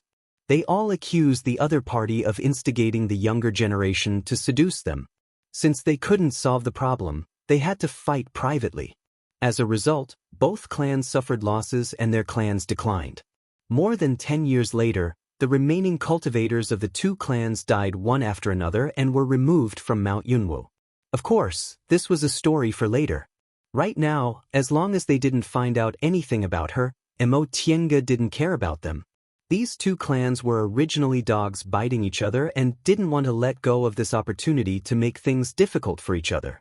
She had a more important thing now. The Immortals' assembly on Mount Yunwu was about to begin. At this time, the number of cultivators on Mount Yunwu was several times more than usual. One reason was that more people came to participate in the Immortals' assembly, and the other reason was that most of the participants had companions, friends, or elders. Early in the morning, Tiange got up. At the same time, Yi Jiang also stopped recuperating, packed up his belongings, and went with her. This was the tradition of the Immortals' assembly. Because the Immortals' assembly was a competition of life and death, the participants would be accompanied by their relatives and friends. If they really died, their belongings would be taken back by their relatives and friends. If they didn't, the belongings would belong to the sect. The uncle and nephew duo flew along the mountain road to the mountain where Yunwu sect was located. They first went to register with the gatekeeper and got their identity tablets before they could enter with second uncle. Seeing that Yi Jiang was in the foundation-building realm, the young gatekeeper took a second look at him. It was naturally much easier for foundation-building cultivators to join a sect, and it was also very easy for them to bring their nephews and disciples into the sect. Therefore, there were only a few foundation-building cultivators accompanying them to the Immortal's assembly. However, seeing that Yi Jiang didn't have much lifespan left, the disciple looked away.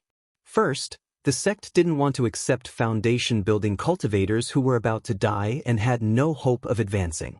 Second, those foundation-building cultivators didn't want to be restricted by the sect when they were about to die. This wasn't strange at all. Today, Yunwu sect was like a Daoist temple in the secular world. The mountain road was full of people. Mo Tiange estimated that there were probably thousands of people.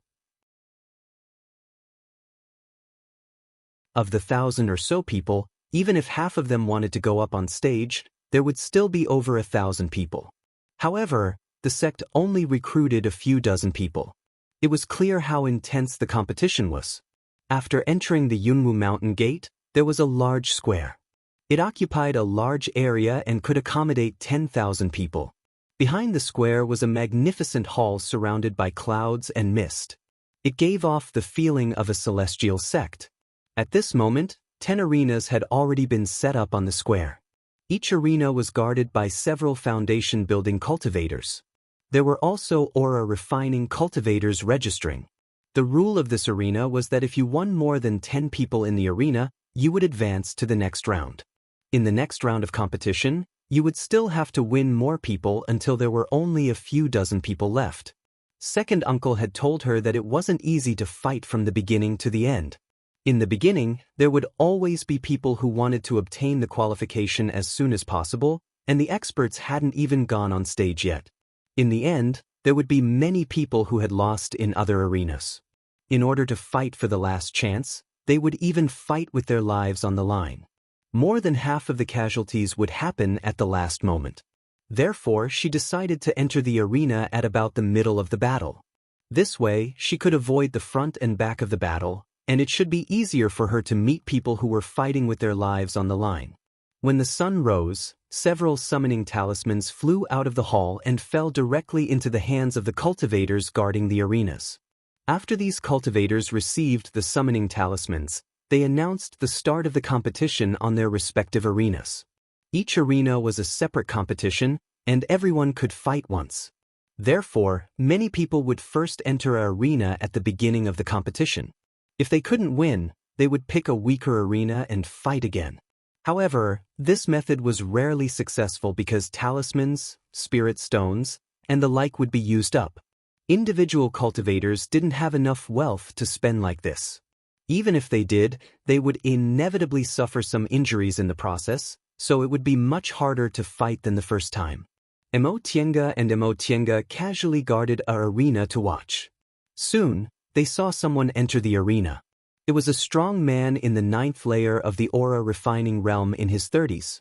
According to the rules of the Immortal's assembly, only those under the age of 50 could register.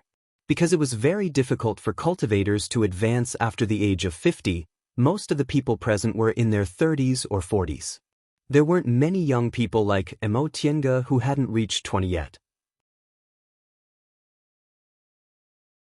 The strong man handed over his identity tablet to the cultivator in charge of registration, then raised his voice and said, "Which fellow Daoist wants to come up and give me some pointers?"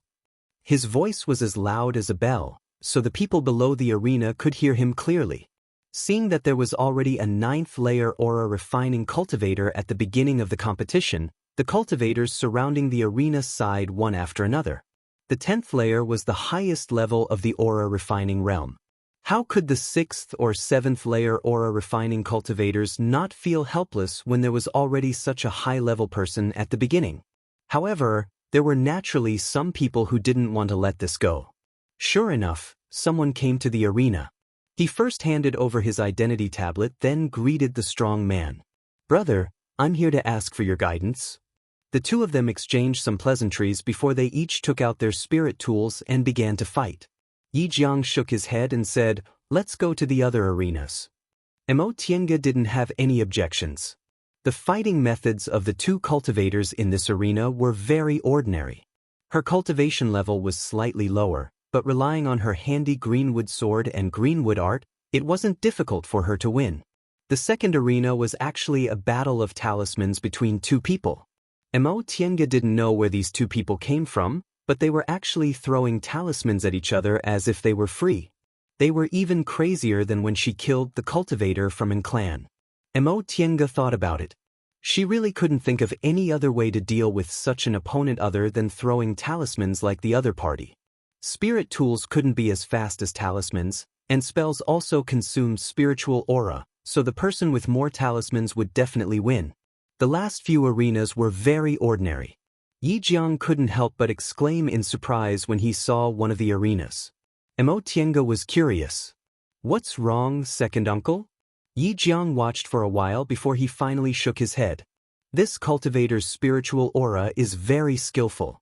Presumably, he either has an elder or is someone with a firm will. Tiange looked at the arena. It was a fight between a middle-aged man in the 7th layer of the aura refining realm in his 40s and a young man in the 9th layer of the aura refining realm in his early 20s. The middle-aged cultivator had a fan-shaped spirit tool while the young man only had a defensive talisman on his body. However, the young man's spells were fast and accurate, so the middle-aged cultivator was in a difficult situation. Presumably, second uncle was talking about this young man. Tiange watched for a long time but still couldn't figure anything out, so she said, "This person only practices spells very well." Yi Jiang smiled and shook his head. This person's spells are very ordinary, but the circulation of his spiritual aura is very fast. Look at the time he attacks. He practically doesn't need to prepare before he casts spells one after another.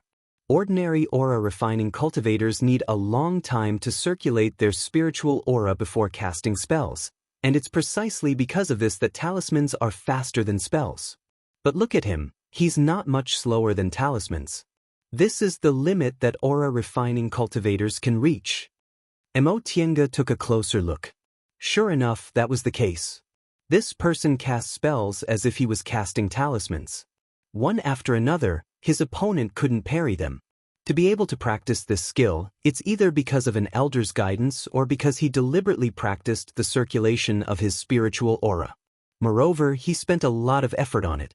To be able to spend so much effort on these seemingly useless things, and for such a long time, it's obvious that he's a person with a firm will. Tiange felt great admiration. Not only did she admire this person's willpower, but she also admired second uncle's keen eyesight. Just by looking at the speed at which this young man cast spells, he was able to infer this person's temperament. The uncle and nephew duo looked around before they finally chose a place. Yi Jiang said, "This place is fine. You'll go next." Tiange responded with a yes, and focused her attention on the fight in the ring. What was rare was that the two cultivators in the ring both looked like youths in their 20s. Moreover, both of them were in the 7th layer of the aura refining realm. One of them was using a flying sword while the other was using a whip. The flying sword was a high-grade spirit tool, and the young man using the sword also seemed to have a very pure spiritual aura. Gradually, the young man using the whip could only parry. Because the whip was only a middle-grade spirit tool, it simply didn't dare to come into contact with the flying sword and could only dodge. Before it could, the young man had no choice but to concede. Upon hearing the foundation-building cultivator at the side of the ring announcing the winner, the young man using the flying sword cupped his hands complacently and looked at the crowd below the ring. Yi Jiang said, "Go." Tiange nodded and leaped onto the ring.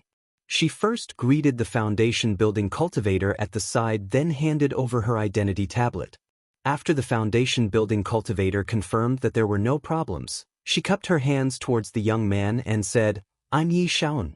Please enlighten me, brother."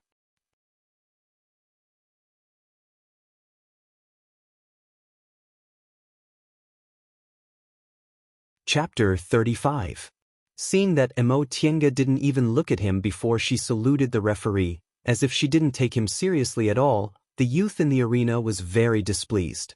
He let out a thumph and directly released his flying sword without returning the greeting.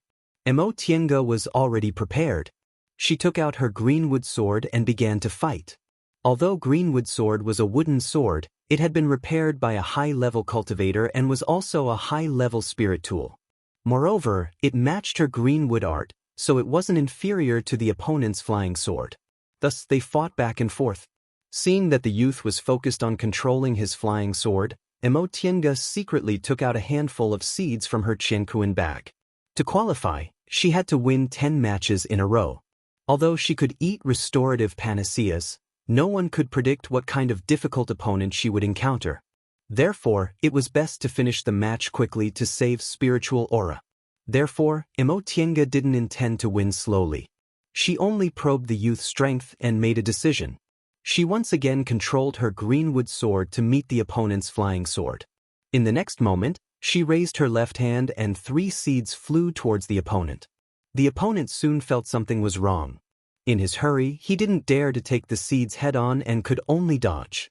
However, Tiange once again shot 3 seeds. This time, he only managed to tilt his head while the other 2 seeds hit his body.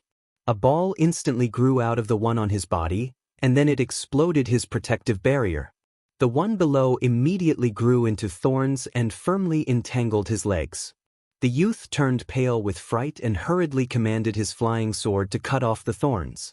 He then took out a talisman from his robe and threw it at Tiange to stall her greenwood sword. Tiange didn't block the talisman. Instead, she leaped up and retrieved her greenwood sword. She dodged the talisman and instantly rushed over with her sword. Before the young man had time to move, the greenwood sword shook off his flying sword and pointed at his chest. The youth didn't dare to move because Tiange already had a talisman in her other hand. He believed that as soon as he moved, the talisman would be thrown out. He had no choice but to reluctantly say, "I admit defeat." Tiange smiled and retrieved her greenwood sword. A few years ago, when she wandered around with second uncle, she discovered that cultivators relied too much on spirit tools and talismans in fights of magical powers, but they weren't good at martial arts. Therefore, on the basis of her light body technique, she fused it with secular martial arts. In this way, her reaction speed would be faster than others. That day when he killed the man from the Yin family in the forest, the reason why he was able to gain the upper hand was also because his reaction was faster than that man's. It was relatively easy for her to defeat this young man because second uncle had always asked her to practice the use of spiritual aura. Moreover, her spirit tool was also of high quality, so her chances of winning against someone of the same cultivation level or even 1 or 2 layers higher than her were quite high. After all, it wasn't like that day when she had to save her own life. Today, with second uncle below her, her life wasn't in danger, so she could face the enemy calmly. Of course, if the opponent was a level 10 Qi training cultivator or a level 9 Qi training cultivator, it would be difficult to win. The second person who came up was also a cultivator in the 7th layer of the aura refining realm like her. Tiange didn't have to spend too much effort to win.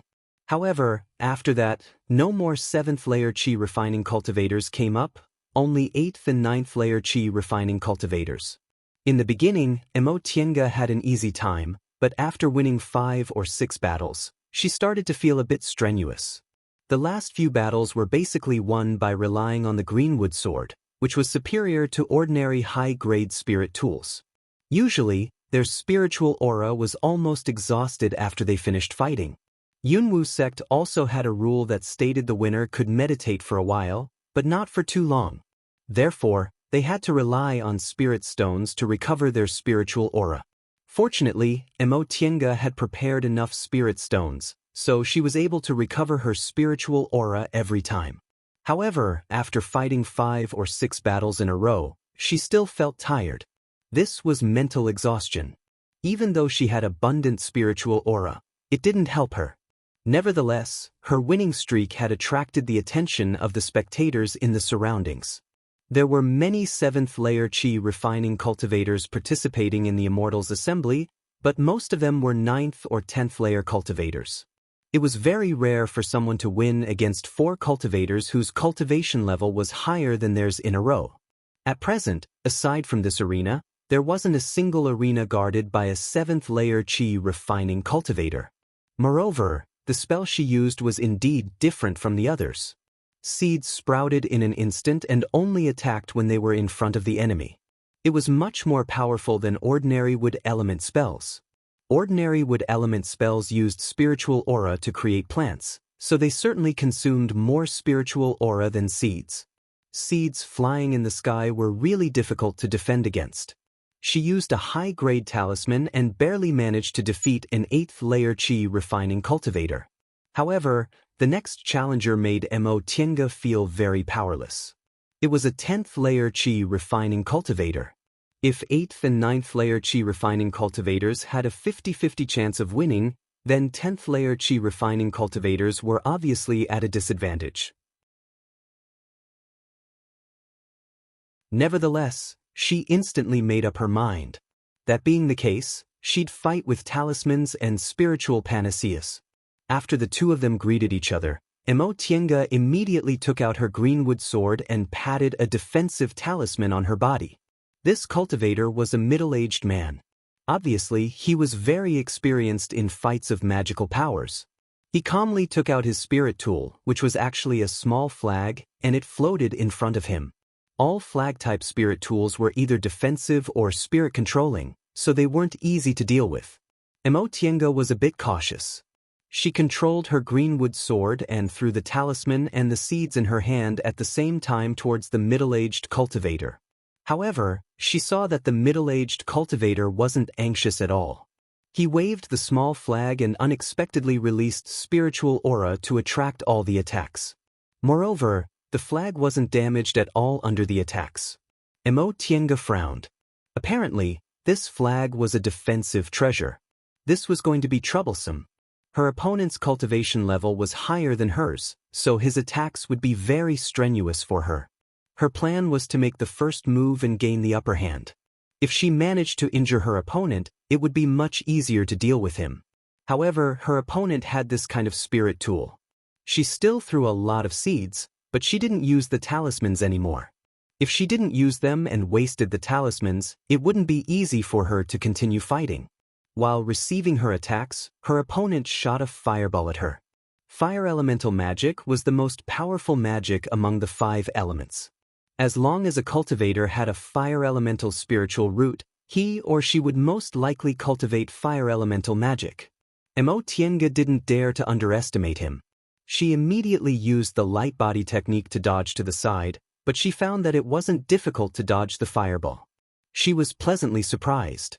It seemed her opponent was good at defense and not offense, so she still had a chance to win.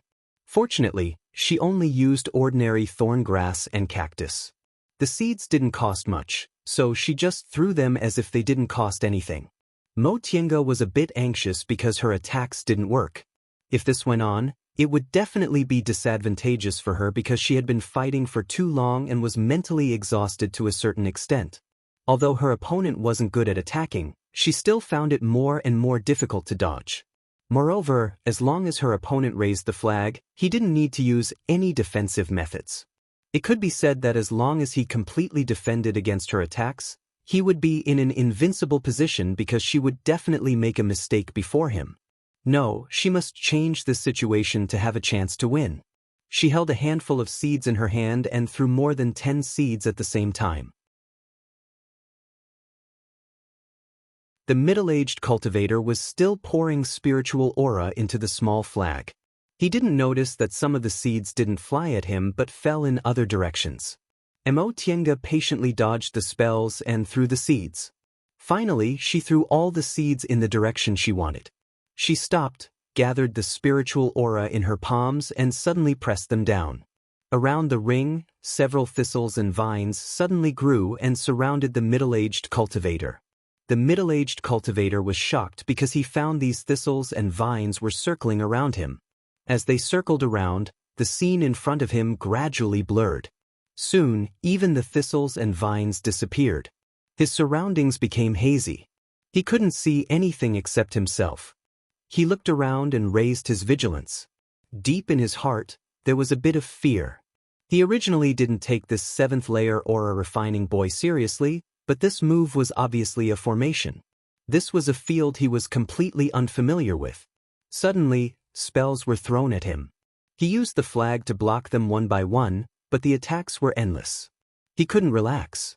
Eventually, his spiritual aura was slowly exhausted and the restorative panacea couldn't hold on for much longer. Outside the formation, Tiange didn't attack. Instead, she threw several spirit stones to control the formation. She rested for a while and waited for her opponent's spiritual aura to run out. Fortunately, her opponent wasn't proficient in formations and hadn't moved from his position. Otherwise, it would have been very difficult for her to lay a formation in the middle of a fight. Finally, seeing that her opponent was getting more and more tired, she took out a high-level water talisman and threw it at him. Water came up from the middle-aged cultivator's feet. Tiange threw another ordinary earth element spell, causing quicksand to appear under the cultivator's feet. The things under his feet weren't easy to detect. Moreover, it was already very strenuous for this cultivator to use the small flag. When the quicksand appeared, the water had already trapped him. He wanted to use the flag to break this spell, but he discovered that he didn't have enough spiritual aura. Tiange took out her greenwood sword and stabbed it towards that cultivator.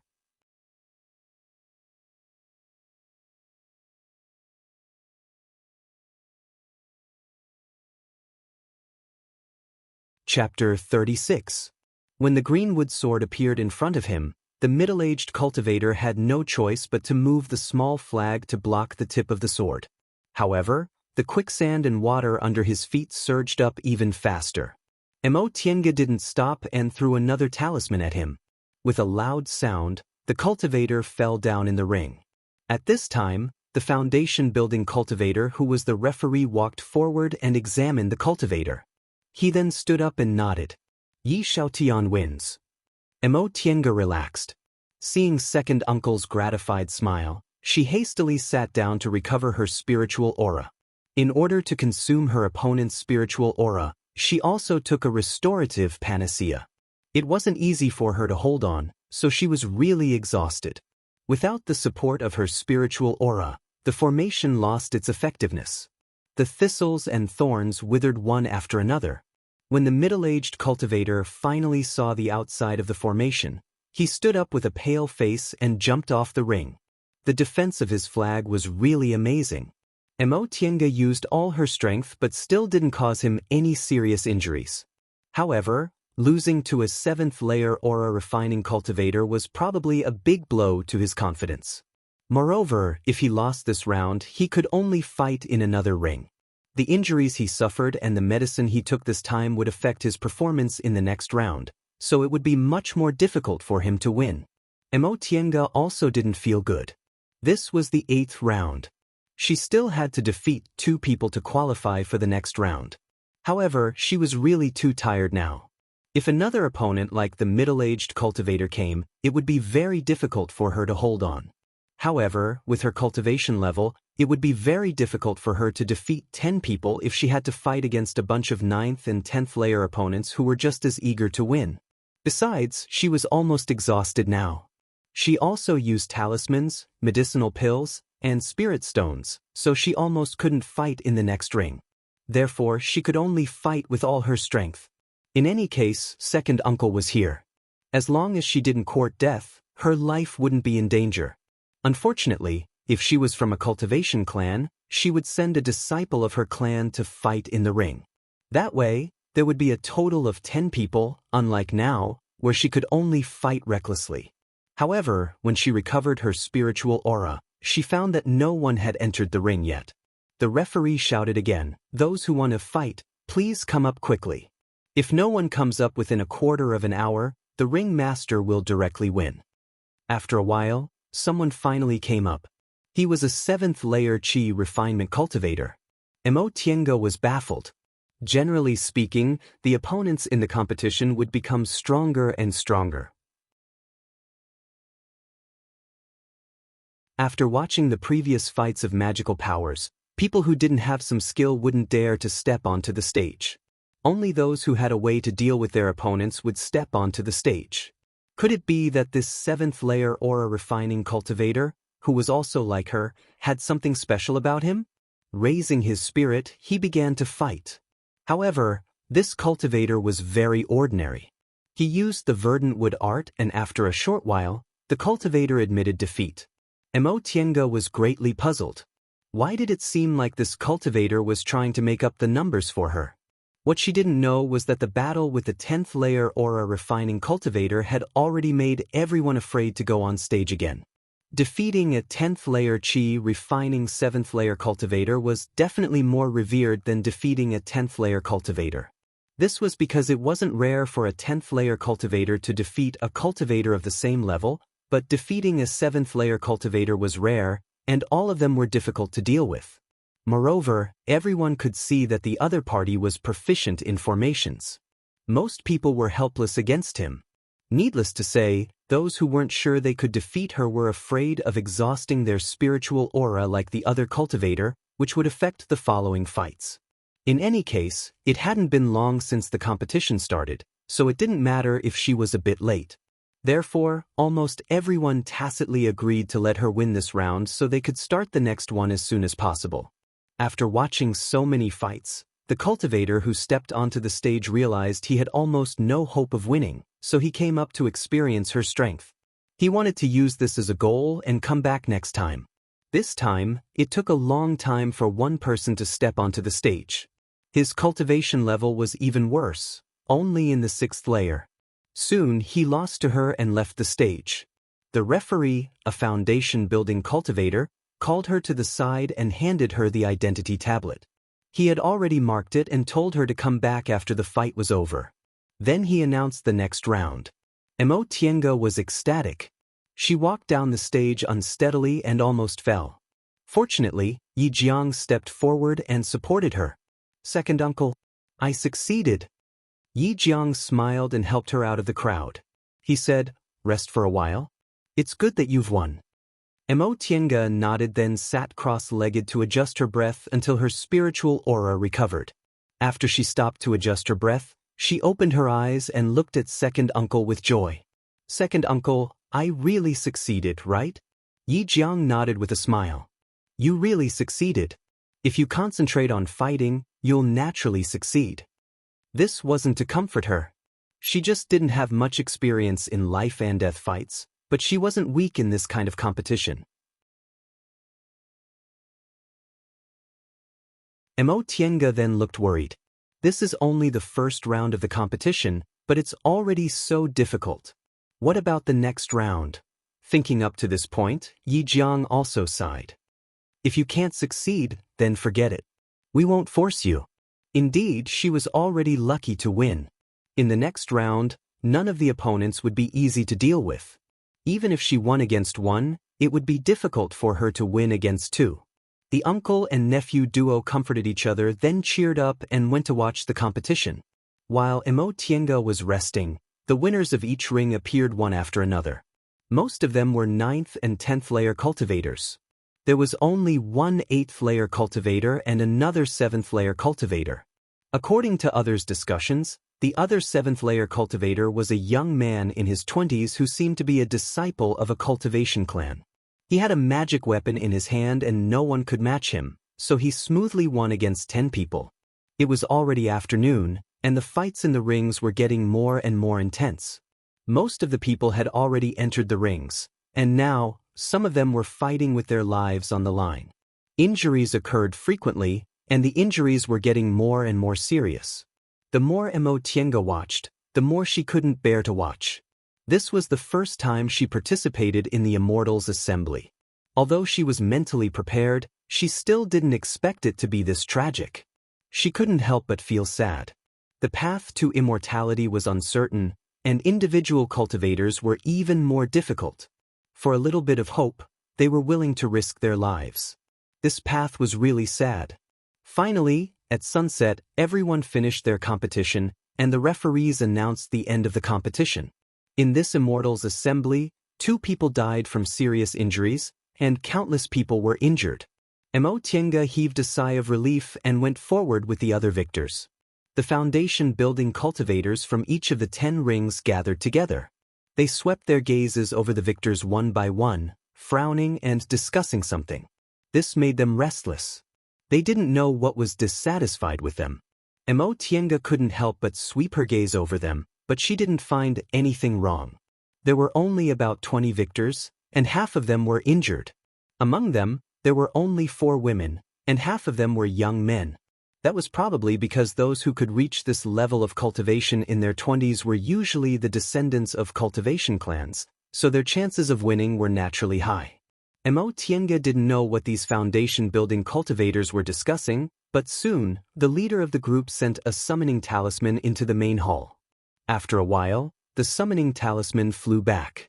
The leader took it, and several people gathered together to listen.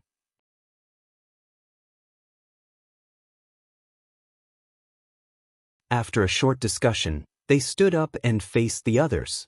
Obviously, they were going to announce the next round. Immortal couldn't help but feel a bit nervous, worried that something might happen. The leader was a foundation-building cultivator with half-white hair and a beard. He swept his solemn gaze over them and said, "Ladies and gentlemen, only 24 people won in the first round of the Immortals Assembly.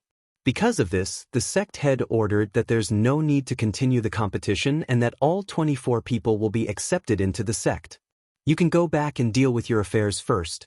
Tomorrow, at the hour of the 11th hour, report to the sect." Everyone was in an uproar. They were both surprised and happy. Immortal was even more so. She was originally worried she wouldn't be able to pass the second round, but she never expected there would be such a change this time. She was immediately overjoyed. She could directly enter Yunwu sect. You're tuning in to the Wang Lin's Journey YouTube channel. Don't forget to subscribe and join us on this journey to catch the most captivating stories.